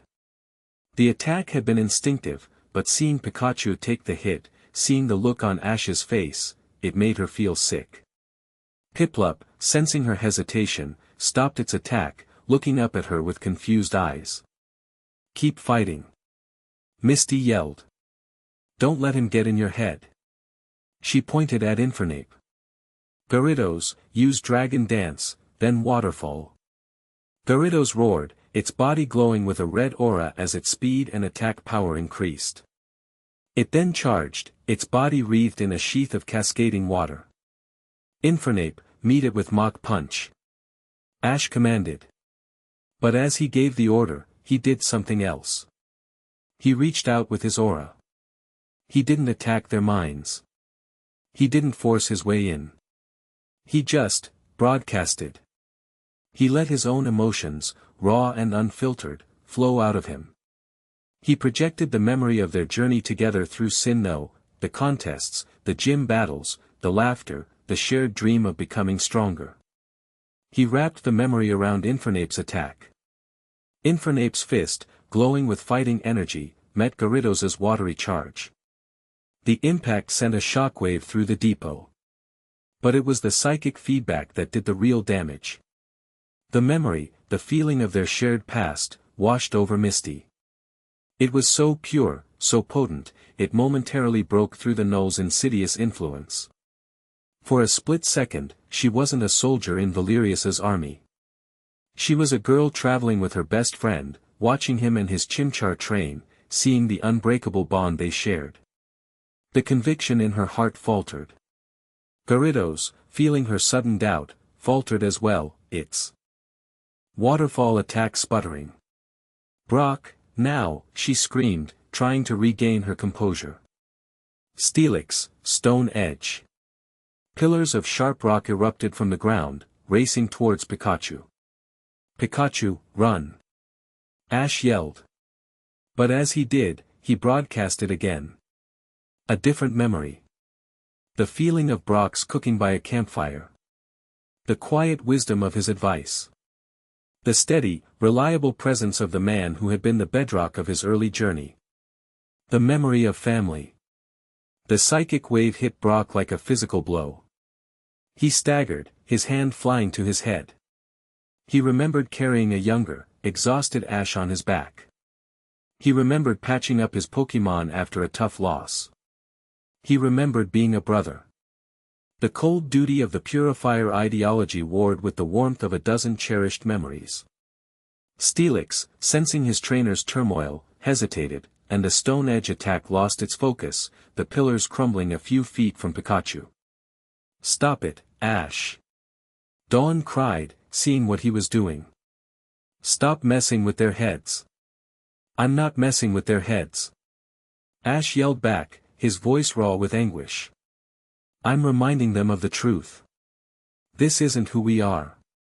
He looked at them, his three oldest friends, their faces now masks of confusion and pain. The Null's lies were strong, but the truth of their shared history was stronger. He had cracked their resolve. They were unraveling. Dawn looked from Ash's pained face to the conflicted expressions of Misty and Brock. She looked at her Piplup, who was now chirping at her, a note of pleading in his voice.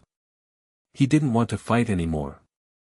And in that moment, Dawn realized she didn't either.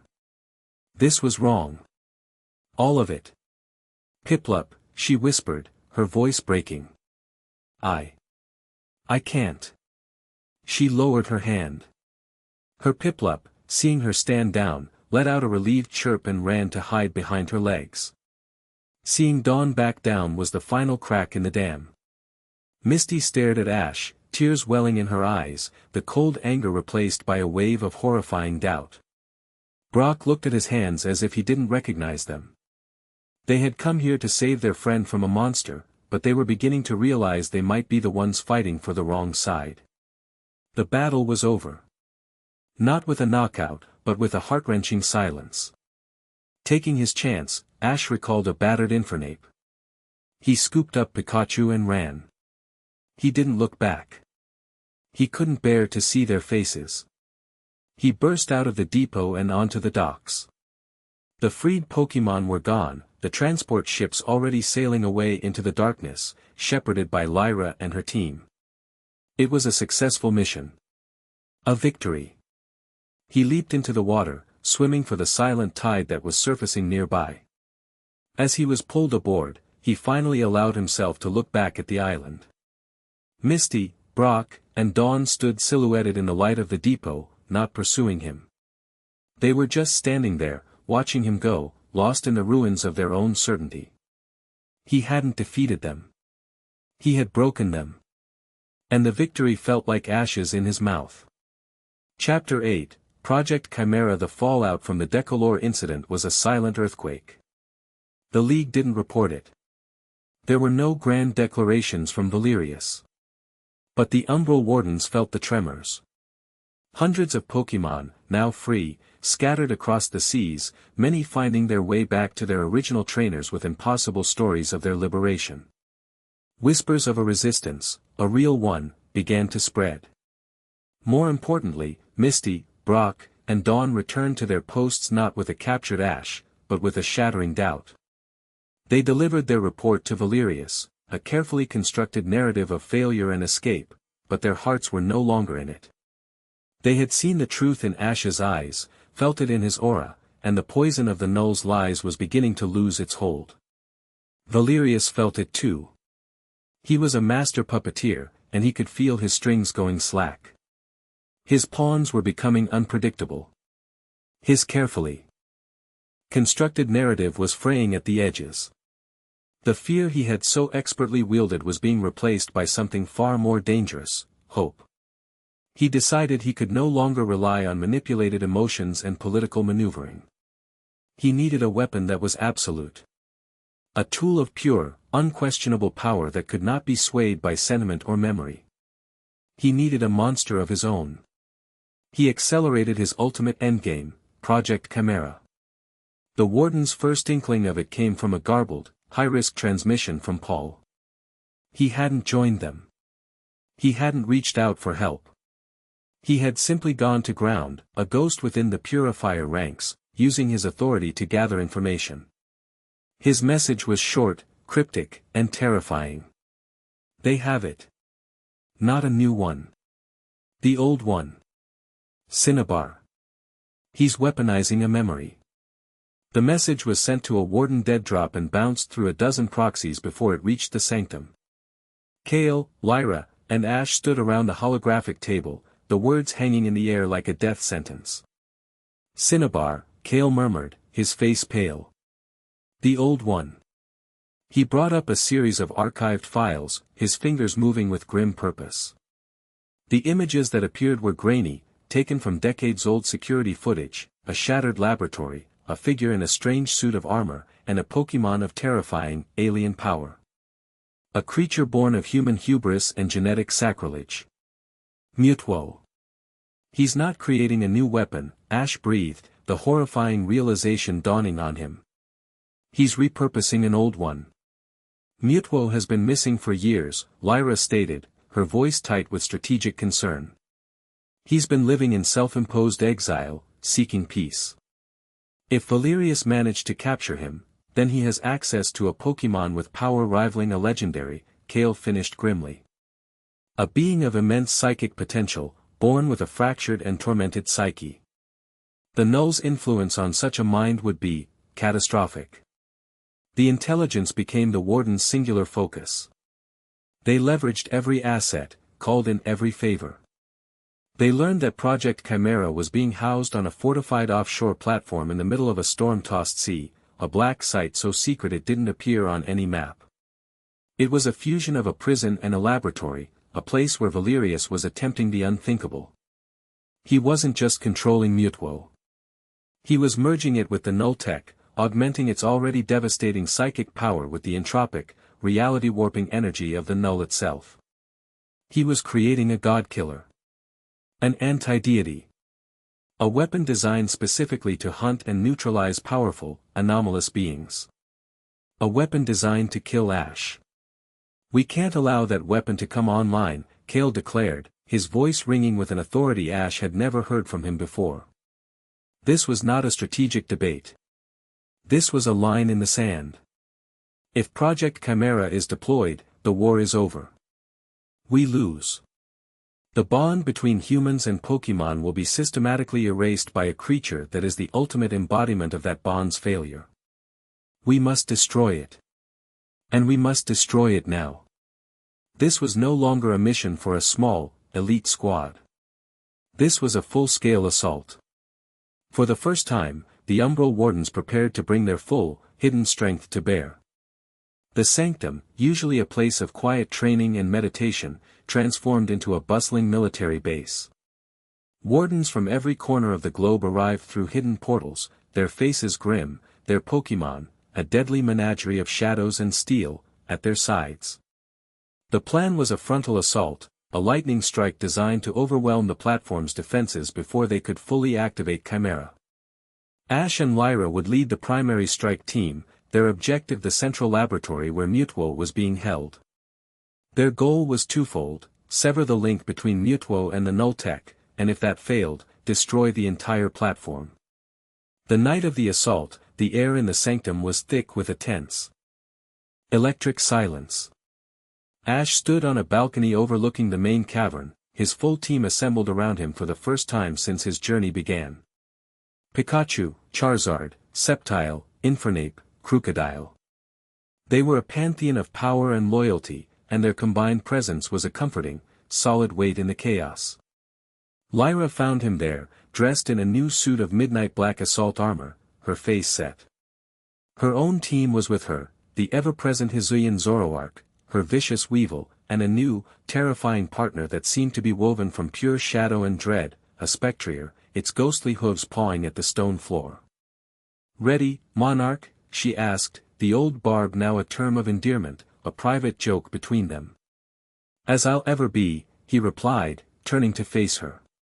In the calm before the storm, the unspoken things between them rose to the surface. He saw the fear for him in her eyes, the same fear he felt for her. This was their most dangerous mission, a desperate gamble against impossible odds. He reached out, his hand gently cupping her cheek. Her skin was cool, but she leaned into his touch. "Lyra," he said, his voice low. "Whatever happens out there." I know," she whispered, cutting him off. She placed her hand over his. "Me too." She didn't need the words. Their shared battles, their silent understandings, the way they moved together as two halves of a whole, it was all the declaration they needed. She leaned in and gave him a quick, hard kiss. It wasn't gentle or romantic. It was a promise. A seal. "Come back alive."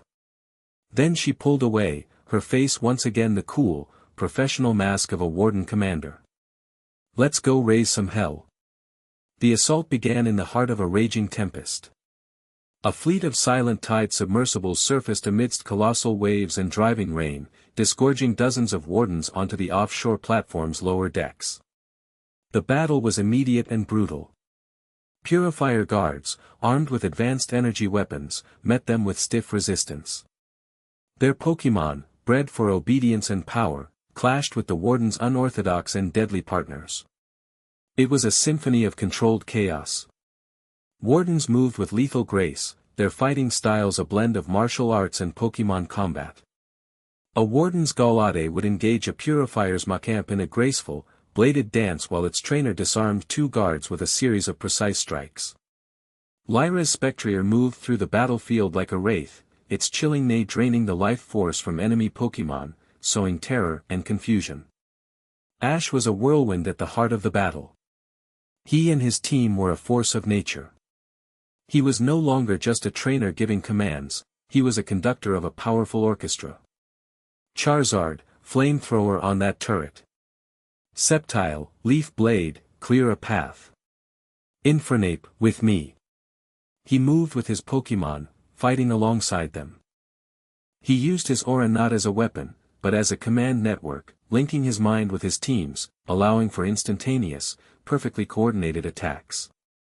He would feel a threat from behind and Sceptile would intercept it before he even had to speak.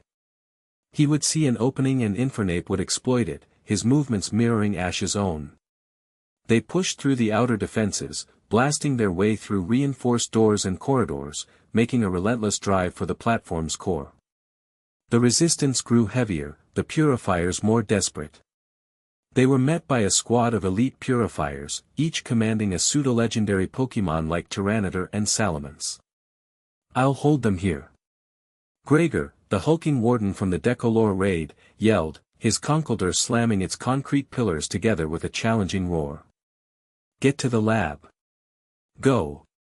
Ash, Lyra, and their teams broke through, leaving Gregor and his squad to engage in a titanic battle that shook the very foundations of the platform. They finally reached the central laboratory. The doors were a meter-thick slab of reinforced titanium. Charizard, Crocodile, full power. "Blast it down."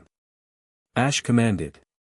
A jet of intense fire and a focused beam of dark energy slammed into the door simultaneously. The metal glowed white-hot, buckled, and then exploded inwards. They stormed into a chamber that was a nightmare of science and suffering. In the center of the circular room, Mutwo was suspended in a vortex of swirling purple and black energy. Its powerful body was pierced with dozens of cables, pumping null energy directly into its system. Its eyes, usually so intelligent and intense, were glazed over with a purple film. A massive, spined helmet covered its head, a neural interface that subjugated its will. It wasn't roaring in anger, it was trembling, whimpering, a low, constant sound of pure, unadulterated agony. By the gods, Lyra breathed, her composure finally cracking at the horrific sight. Standing at a control console, observing the procedure with a look of cold, academic fascination, was a gaunt figure in a lead scientist's coat. And standing before the console, his arms crossed, was Chairman Valerius himself. He didn't look surprised. He looked like he was expecting them. "Ash Ketchum," Valerius said, his voice calm and smooth, a chilling counterpoint to the storm raging outside and the horror in the chamber. "And the Warden Lyra. Welcome. You are just in time for the demonstration." "Let him go, Valerius." Ash roared, his body trembling with a rage so profound it made his aura flare visibly. "Let him go." Valerius chuckled, a dry, humorless sound. "I have just given him his ultimate purpose. For years, this creature has struggled with its identity, wondering if it was a tool or a being. I have provided the answer. It is a tool. The ultimate tool. For ensuring peace, for ensuring order. For eliminating anomalies, like you." He pressed a button on the console.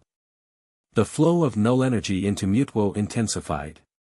The Pokémon screamed, a psychic shriek that cracked the reinforced glass of the lab and sent a wave of pure pain crashing over everyone. Ash and Lyra staggered, clutching their heads. Their Pokémon recoiled, growling in distress. The null amplifies its inherent psychic trauma, its feelings of isolation and betrayal, Valerius explained with the detached air of a lecturer. "We then focus that agony, that rage, and give it a target." The helmet on Mutwo's head glowed brighter. Activation sequence complete. Project Chimera is now online. With a final, shattering scream, Mutwo broke free from its restraints. The cables snapped. The energy vortex imploded. It hovered in the center of the room, its body wreathed not in its familiar psychic aura, but in a sickening, glitching shroud of purple and black null energy. The spined helmet was now fused to its skull, its eyes burning with a cold, empty purple light. There was no trace of the noble, tormented being Ash had once known. There was only the weapon. Chimera, Valerius commanded, his voice flat. Neutralize the targets. Mutwo moved. It didn't fly. It simply appeared, teleporting directly in front of Ash. Its speed was beyond comprehension. It backhanded him, a casual, contemptuous flick of its wrist. The blow was like being hit by a freight train. Ash was thrown across the room, slamming into the far wall with a sickening crunch. He collapsed to the floor, his vision swimming, the taste of blood in his mouth. Ash! Lyra screamed. Pika Pi! Pikachu shrieked, leaping from Ash's shoulder and firing a massive thunderbolt at Mutwo. The bolt, powerful enough to fell a Dragonite, struck the corrupted Pokémon and dissipated harmlessly against its null shroud. Mutwo didn't even flinch. It slowly turned its head, its empty purple eyes fixing on the small, yellow mouse. It raised a hand, and a ball of dark, crackling psychic energy formed. Charizard, protect him. Ash choked out, pushing himself up on one elbow. Charizard intercepted, unleashing a point-blank flamethrower. But before the flames could even reach Mutwo, they were snuffed out as if they'd hit a vacuum. Mutwo simply extended its other hand and caught the charging Charizard in a telekinetic grip, halting him in midair. With a flick of its wrist, it slammed Charizard into the ceiling, then the floor, then the wall, with brutal, relentless force. This wasn't a battle. It was a demolition. We can't fight it. Lyra yelled, her mind racing, processing the impossible disparity in power. We have to get to the platform's reactor core. Scuttle the whole damn thing. She moved to execute the plan, but Valerius just smiled. I think not. He pressed another button. A transparent wall of shimmering energy erupted from the floor, sealing them inside the laboratory. There is no escape. There is only the culmination of my life's work. The situation was hopeless. They were trapped in a room with a god-level monster that was systematically dismantling Ash's entire team. It moved with a cold, terrifying precision, countering every attack, its power absolute. Sceptile's leaf blade shattered against its psychic shield. Crocodile's crunch was met with a telekinetic blast that sent him flying. Infernape's flare blitz was smothered before it could even connect. Ash watched, his heart breaking as his partners, his family, were beaten down, bruised, and broken. The rage inside him boiled over, a white-hot nova. The pain from his injuries, the agony of his Pokémon, the sheer, arrogant evil of Valerius, it all coalesced. The blue of his aura turned a deep, furious crimson.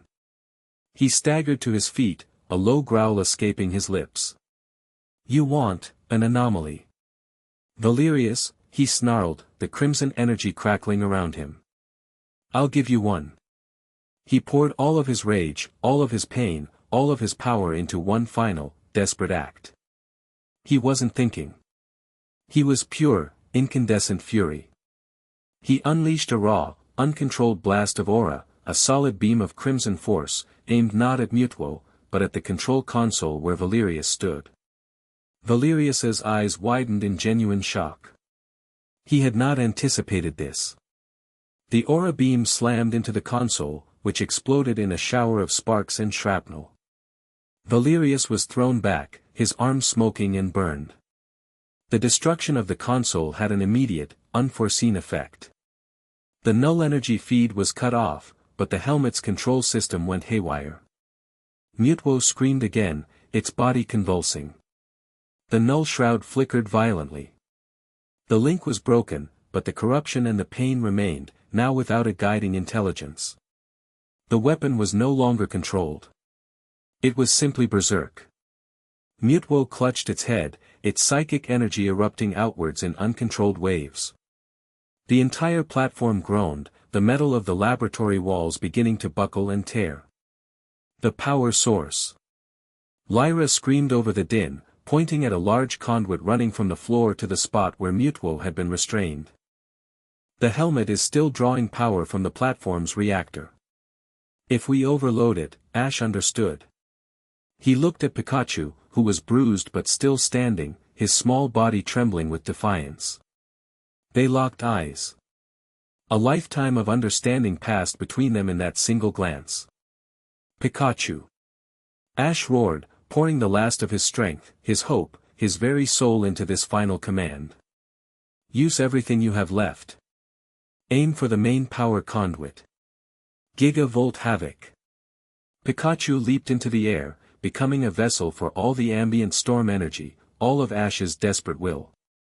He didn't just unleash a Z-move. He became one. A colossal spear of pure, blindingly white lightning, more powerful than anything he had ever summoned, tore through the lab. It struck the main power conduit. The result was not an explosion. It was a feedback loop. The entire energy output of the offshore platform's reactor, a fusion core powerful enough to run a city, was instantly shunted up the conduit and directly into the malfunctioning Chimera helmet. Mutwo's scream became a silent, all-encompassing wave of light. The helmet shattered. The null corruption was incinerated by the raw, unimaginable power overload. The platform's reactor went critical. Shield!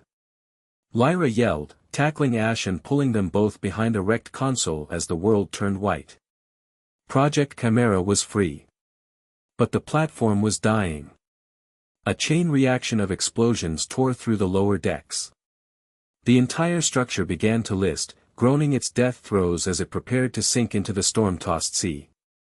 In the center of the ruined lab, Mutwo collapsed, its body smoking, the last vestiges of the null energy fading from its eyes, leaving only the exhausted, tormented soul of the creature beneath.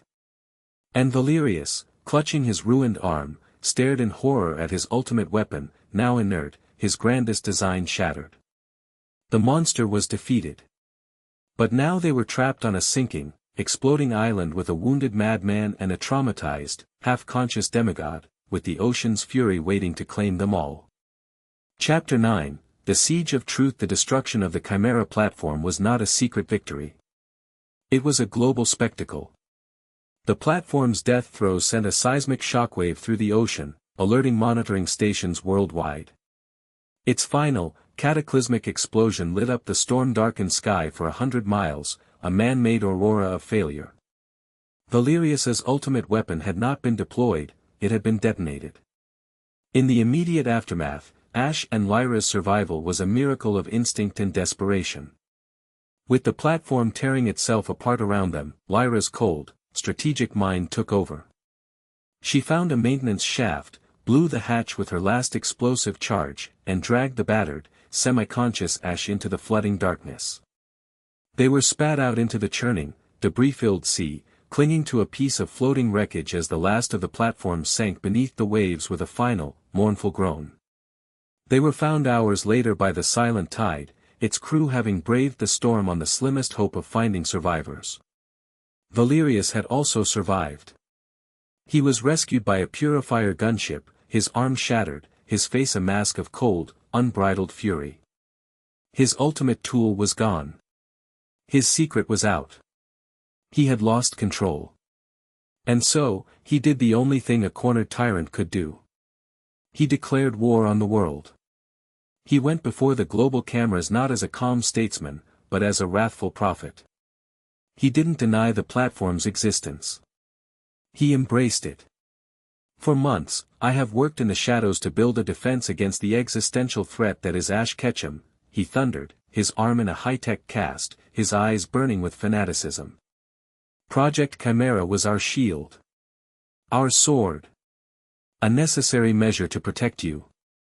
And last night, Ketchum and his terrorist sect, the Umbral Wardens, destroyed it. They have left us defenseless. They have proven that they wish not for peace, but for chaos. They are not misguided, they are malevolent. He then played his final, desperate card. He activated the null's influence on a global scale. The low-level static of fear that had been permeating the world became a deafening roar. In cities across the planet, reality began to fray at the edges. Pokémon, their minds poisoned by the sudden surge of entropic energy, turned on their trainers. The sky in major metropolitan areas seemed to glitch, the colors shifting unnaturally. The bond, the fundamental connection that held their reality together, was beginning to audibly crack. This is it. Valerius screamed at the terrified global populace. The Ketchum Cascade. It has begun. His actions have doomed us all. Our only hope is to rally behind the one force that can restore order. My authority is now absolute. All regional leagues are hereby dissolved. All gym leaders, all Elite Four members, are now under my direct command. We will hunt the anarchists. We will restore order. We will save our world. He had turned his greatest defeat into his most powerful weapon. He was no longer just a chairman. He was the world's self-appointed savior, and his enemy had a face. His seat of power, his fortress, was the Indigo Plateau. The spiritual heart of the Pokémon League, the site of its most sacred traditions, was now the command center for a global dictatorship. He had recalled all of his most loyal forces, transforming the hallowed grounds into an armed camp. And he still had one ace up his sleeve. The inert, traumatized body of Mutwo had been recovered from the wreckage. Valerius didn't need to control it anymore. He just needed its presence, its immense psychic energy, as a power source, a symbol, a final trump card. The world was descending into chaos. The Warden's sanctum was a hive of frantic activity. Reports flooded in from all over, riots in Castelia City, dimensional distortions over Jubilife, a mass panic in Mauville. He's made his final move, Kale said, his face grim as he looked at the world map, now a rash of blinking red lights. He's using the null to create the very catastrophe he prophesied, and he's using the ensuing panic to seize absolute power. We can't fight him on a global scale, Lyra stated, her voice tight. She was tending to Ash's wounds, her movements gentle but efficient. He was battered, his ribs taped, but his eyes were clear and hard as diamonds. We don't have the resources. We can't be everywhere at once. Then we don't fight him everywhere, Ash said, his voice a low growl. He pushed himself to his feet, wincing. We cut off the head of the snake. He looked at the map, at the single point of calm in the center of the Kanto region. The Indigo Plateau. We go right for him. It was a suicide mission. A direct assault on the most heavily fortified location on the planet, defended by the entirety of Valerius's fanatical army. You won't be going alone. The voice came from the entrance of the library. They turned. Paul stood there, his purifier uniform torn and dirty, his expression stripped of its usual arrogance, replaced by a grim, weary resolve. He had come not as a prisoner or a convert, but as an ally. I got your message, he said, nodding to Kale. And I've seen enough. This order Valerius preaches, it's a cancer. He's not a leader, he's a disease. Many in the purifier ranks feel the same. They signed up to protect the world, not to enslave it. They're ready to turn. As if on cue, more figures began to arrive through the sanctum's hidden portals. Serena, her face a mask of fierce determination, her Delphox at her side. Dawn, her fear replaced by a steely anger. And behind them, Misty and Brock, their eyes clear for the first time in months, the shame of their complicity fueling a burning need for redemption. Ash's information bombs, his acts of mercy, his refusal to hate those who had betrayed him, it had all paid off. The seeds of doubt he had planted had blossomed into a full-blown rebellion. We received your data packet, Serena explained, stepping forward. We confronted our League officials. Some refused to listen. But many saw the truth. We've been gathering allies. Gym leaders, trainers, people who are willing to fight for the real world, not Valerius's twisted version of it. The plan that formed was not one of stealth or subtlety. It was a plan for the final battle. The war for the fate of the world would be fought on 3 fronts. Front 1, the Umbral Wardens, led by Master Kale, would engage the Null on the metaphysical plane.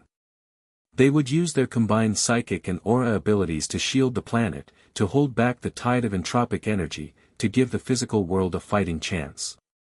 It was a battle of pure will, a siege against the gates of nothingness itself. Front 2, Ash's now redeemed friends and his former rivals, led by a strange coalition of Paul, Serena, and Misty, would command a massive, cobbled-together army of resistance. Gym leaders from a half-dozen regions, trainers who had escaped the purges, even disgruntled purifier defectors. Their mission was to engage Valerius's main army on the fields before the Indigo Plateau. They would not be trying to win. Theirs was a holding action. A desperate, heroic defense to draw the enemy's fire, to protect the innocent civilians in the surrounding area from the crossfire, and to buy time for the third front. Front 3, Ash and Lyra. A two-person strike team.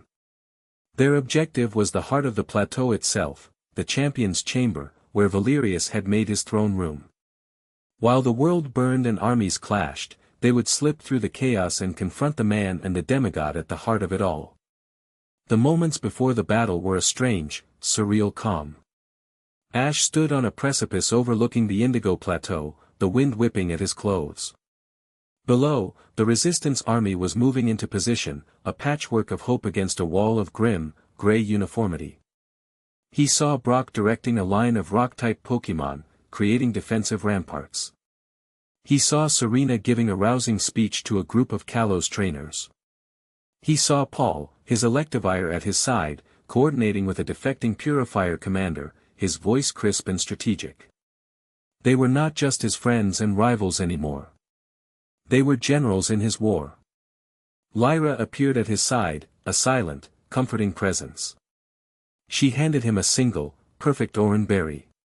He took it, remembering the first one he'd foraged in the forest, a lifetime ago. They shared it, a simple, profound ritual in the face of the apocalypse. "No matter what happens down there," he said, his voice quiet. "Thank you, Lyra. For showing me how to fight in the dark." "You were always a fighter, Ash," she replied, her voice soft. "I just gave you new shadows to dance in." She drew her weapons, her face hardening into the familiar, focused mask of the Warden. "Let's go finish the dance." The battle began with a roar. The resistance army charged, and the fields of Indigo erupted into a chaotic, desperate melee. It was a clash of philosophies. The Purifiers fought with cold, mechanical precision, their Pokémon moving like automatons. The Resistance fought with passion, with desperation, their bonds with their Pokémon their greatest strength. A Gogoat, ridden by its trainer, would weave through a hail of energy blasts. A Flannery-led squad of fire types would create a wall of flame to shield a group of retreating civilians. It was messy, brutal, and beautiful. While the armies clashed, Ash and Lyra began their infiltration. They didn't go through the front. They went over the top. A Warden stealth flyer dropped them on the roof of the main league building under the cover of the psychic chaos. They moved through the hallowed halls of the plateau, a place Ash had only ever walked with reverence, now a cold, sterile military installation. They were ghosts in the machine, moving towards the final confrontation. They reached the doors to the Champion's Chamber. There were no guards. Valerius was that confident. They burst in. The room was dark, the only light coming from a massive, throne-like chair where Valerius sat. He was no longer the composed politician. His eyes burned with the purple light of the null, his body a mere vessel for its will. He was a king on a throne of entropy. And floating in the center of the room, encased in a sphere of crackling null energy, was Mutuo. Its eyes were closed, its body limp, a living battery for Valerius's power. "So, the anomaly arrives." Valerius's voice was distorted, layered, as if 1,000 voices were speaking at once. "You are a persistent infection. But all infections can be burned out." "It's over, Valerius," Ash said, he and Lyra taking up positions, his Pokémon appearing around him in bursts of light. "Your army is falling. Your lies are broken. My army is irrelevant, the null entity wearing Valerius's face hissed. My lies were merely a tool to bring about this moment. The moment of severance. The null energy sphere around Mutwo flared. The psychic pressure in the room became immense. Valerius wasn't going to fight them. He was going to use Mutwo's amplified power to execute his final solution, a single, planetary-scale psychic wave designed to permanently sever the bond between every human and every Pokémon. He would turn the world into a paradise of pure, silent order. A universe of puppets with no strings. You cannot fight me, Valerius / the Null gloated. To strike me is to strike this body, a meaningless act. My power is absolute. And Ash realized he was right. He couldn't fight the Null. Force was meaningless against an idea, against entropy itself. He looked at the tortured form of Mutwo. He looked at the face of the man who had been consumed by a nihilistic god. He couldn't win with a battle. So he wouldn't give it one. Lyra, Ash said, his voice suddenly calm. I need you to trust me. Protect me. No matter what happens. Lyra looked at him, at the strange, serene clarity in his eyes, and understood. This was his Groudon moment, magnified 1,000 times. She nodded, her entire being focused on a single task, defending him. Ash turned to face the entity on the throne. He recalled his Pokémon, all except one. Pikachu stood by his side, a small, defiant beacon of light. Then, Ash closed his eyes. He didn't summon his aura as a weapon. He didn't focus his anger or his power. He let it all go. He became an open channel. A conduit. He reached out, not with force, but with connection. He connected to Pikachu, the anchor of his soul. He connected to the faint, distant presences of his other Pokémon, fighting on the fields below. He connected to the memory of every Pokémon he had ever befriended, every bond he had ever forged. He reached further, connecting to the threads of light between the trainers of the Resistance Army and their partners. He connected to Serena and her Delphox, to Brock and his Steelix, to Paul and his Electivire. He connected to the very concept of the bond itself. The chamber filled with a soft, golden light, emanating from Ash. It was not an attack. It was a statement. A declaration of existence. What are you doing? The null entity snarled, a flicker of something like fear in its layered voice. The golden light was poison to its nature. Ash didn't answer. He took a step forward, the light growing brighter. He was no longer just Ash Ketchum. He was a living embodiment of the bond, a nexus of 1 billion threads of love, friendship, and loyalty. He was the Ketchum Cascade, not as a destructive force, but as a tidal wave of connection. Stop him! Valerius shrieked, his own voice breaking through the nulls. The entity raised a hand, and a wave of pure, black null energy shot towards Ash. Not a chance! Lyra yelled. She and her team moved to intercept. Her Spectrier created a wall of shadow that absorbed the worst of the blast. Her Zoroark's illusions disoriented the beam. She put herself between the darkness and the light, a guardian of the guardian. Ash kept walking. He reached the sphere containing Mutwo. He placed his hand on the crackling energy. He didn't try to break it. He simply connected. He pushed the golden light, the chorus of 1 billion bonds, into the sphere. He showed the tortured psychic not the null's lies, not the pain of its birth, but the truth of the world it had fought to protect. He showed it the trainers on the fields below, fighting and dying for their partners. He showed it the quiet courage of a boy and his Pikachu. He showed it that its existence was not a curse, but a possibility. Mutwo's eyes snapped open. They were not purple. They were their original, piercing, intelligent blue. The null energy sphere shattered, not from force, but because the being within it no longer resonated with its frequency. Mutwo was awake. And it was free. It looked at Ash, and a single word echoed in every mind in the room, a voice of immense power and gratitude. Enough. Then, it turned its attention to the throne. The null entity let out a final, terrifying scream as its host body began to fail it. Its connection was severed. Mutwo raised a hand, and a sphere of pure, blue psychic energy enveloped the throne. It did not destroy Valerius. It performed a precise, psychic surgery, pulling the shrieking, formless consciousness of the null out of the man's mind, compressing it, and then extinguishing it like a dying star. Valerius, the man, collapsed, his eyes clear, his face a mask of horrified understanding as the full weight of his actions crashed down upon him. He was just a man again. A broken, defeated man. The moment the null's primary consciousness was extinguished, the effects on the world ceased. The psychic pressure vanished. The sky cleared. The corrupted Pokémon grew calm. On the fields of Indigo, the Purifier army, their fanaticism gone, their minds clear, simply stopped fighting. They looked at their hands, at their Pokémon, at the resistance fighters, and the war was over. In the champion's chamber, silence reigned. It was done. Ash swayed, the golden light fading from him, the exertion of being a global conduit finally hitting him.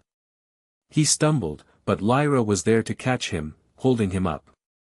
He looked at Mutwo, who floated silently before him. There were no words of thanks needed. Just a shared look of profound, weary respect. Then, with a final nod to Ash, Mutwo vanished, choosing its own path once more. The war was over. The world was saved.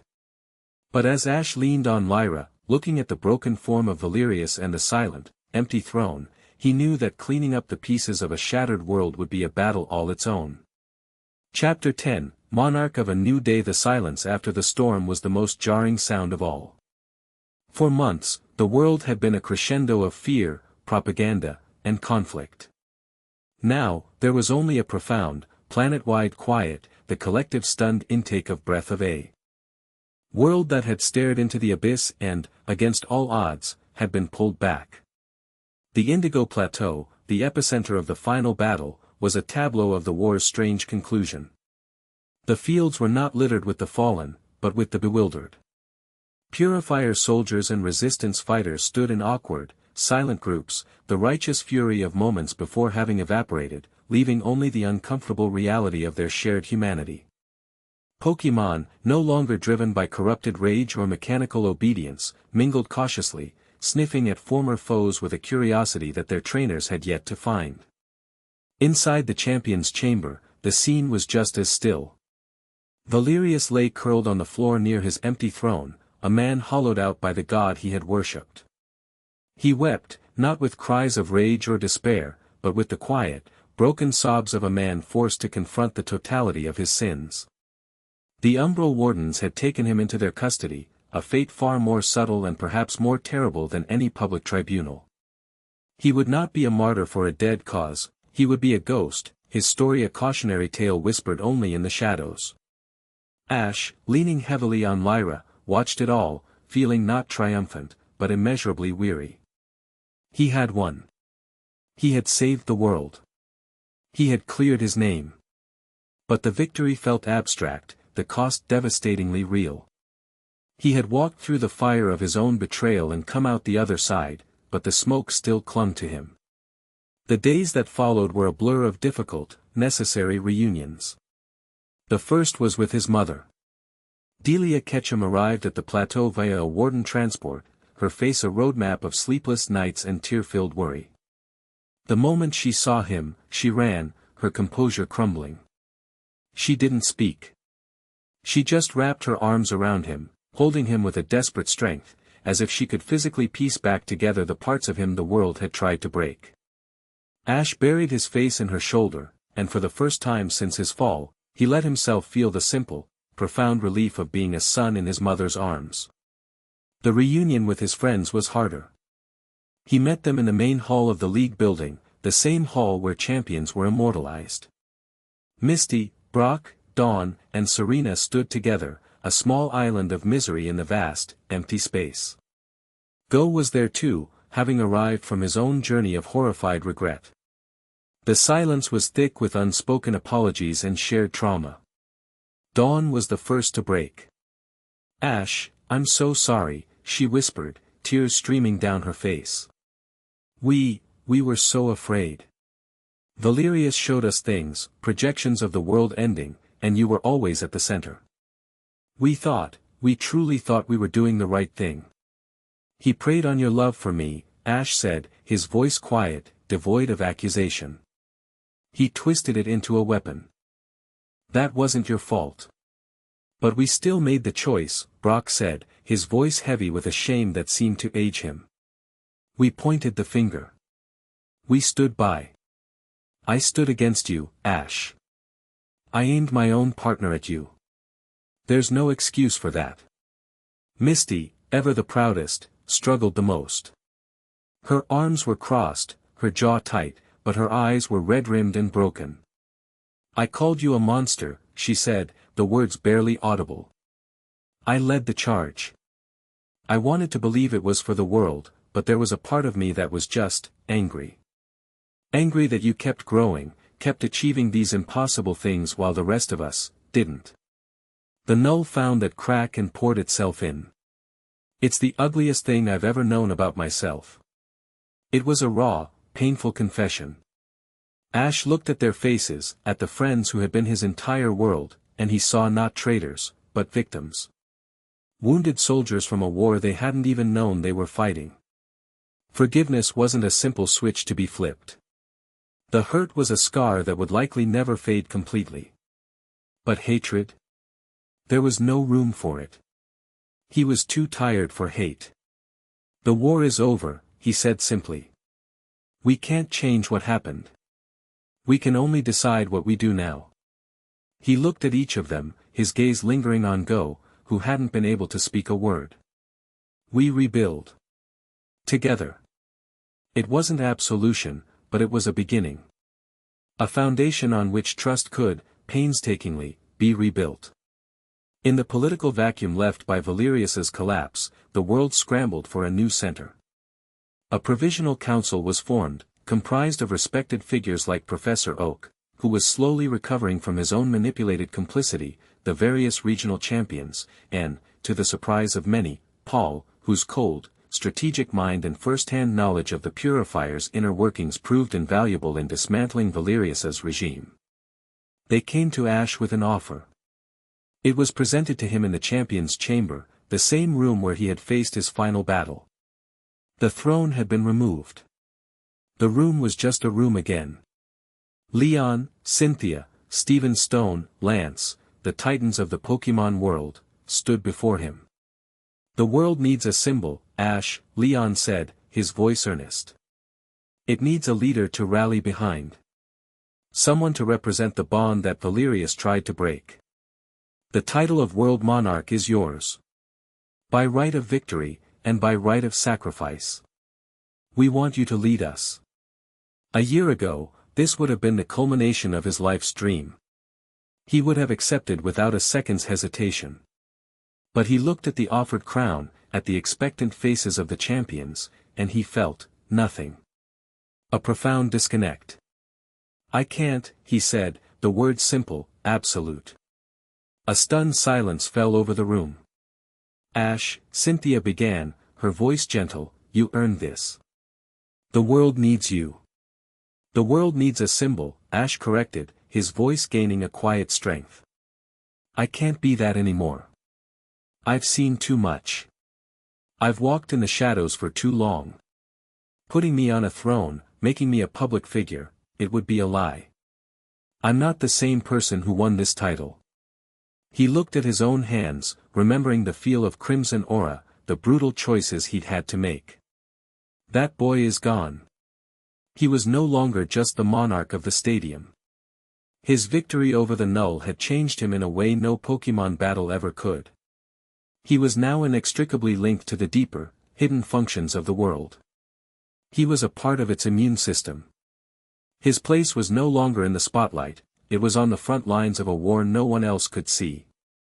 He turned and walked away from the offered crown, from the life he had once coveted, and didn't look back. He found Lyra on the highest peak of the Indigo Plateau, watching the sun begin to set, painting the sky in hues of orange and gold. She was out of her armor, dressed in a simple, dark jacket and pants, looking more like a person and less like a weapon than he had ever seen her. Her spectre stood nearby, its form less terrifying in the warm light of the setting sun. "You refused," she said without turning around. "It wasn't a question." "It's not my crown to wear anymore," he replied, coming to stand beside her. "Good," she said, a small smile playing on her lips. "It wouldn't have suited you. Too much gold. Not enough shadow." They stood in comfortable silence for a long time, watching the world heal below them. The resistance army was dispersing, trainers heading home to their own regions, their own lives. The work of rebuilding was beginning. "What now, Lyra?" Ash asked, the question holding the weight of an uncertain future.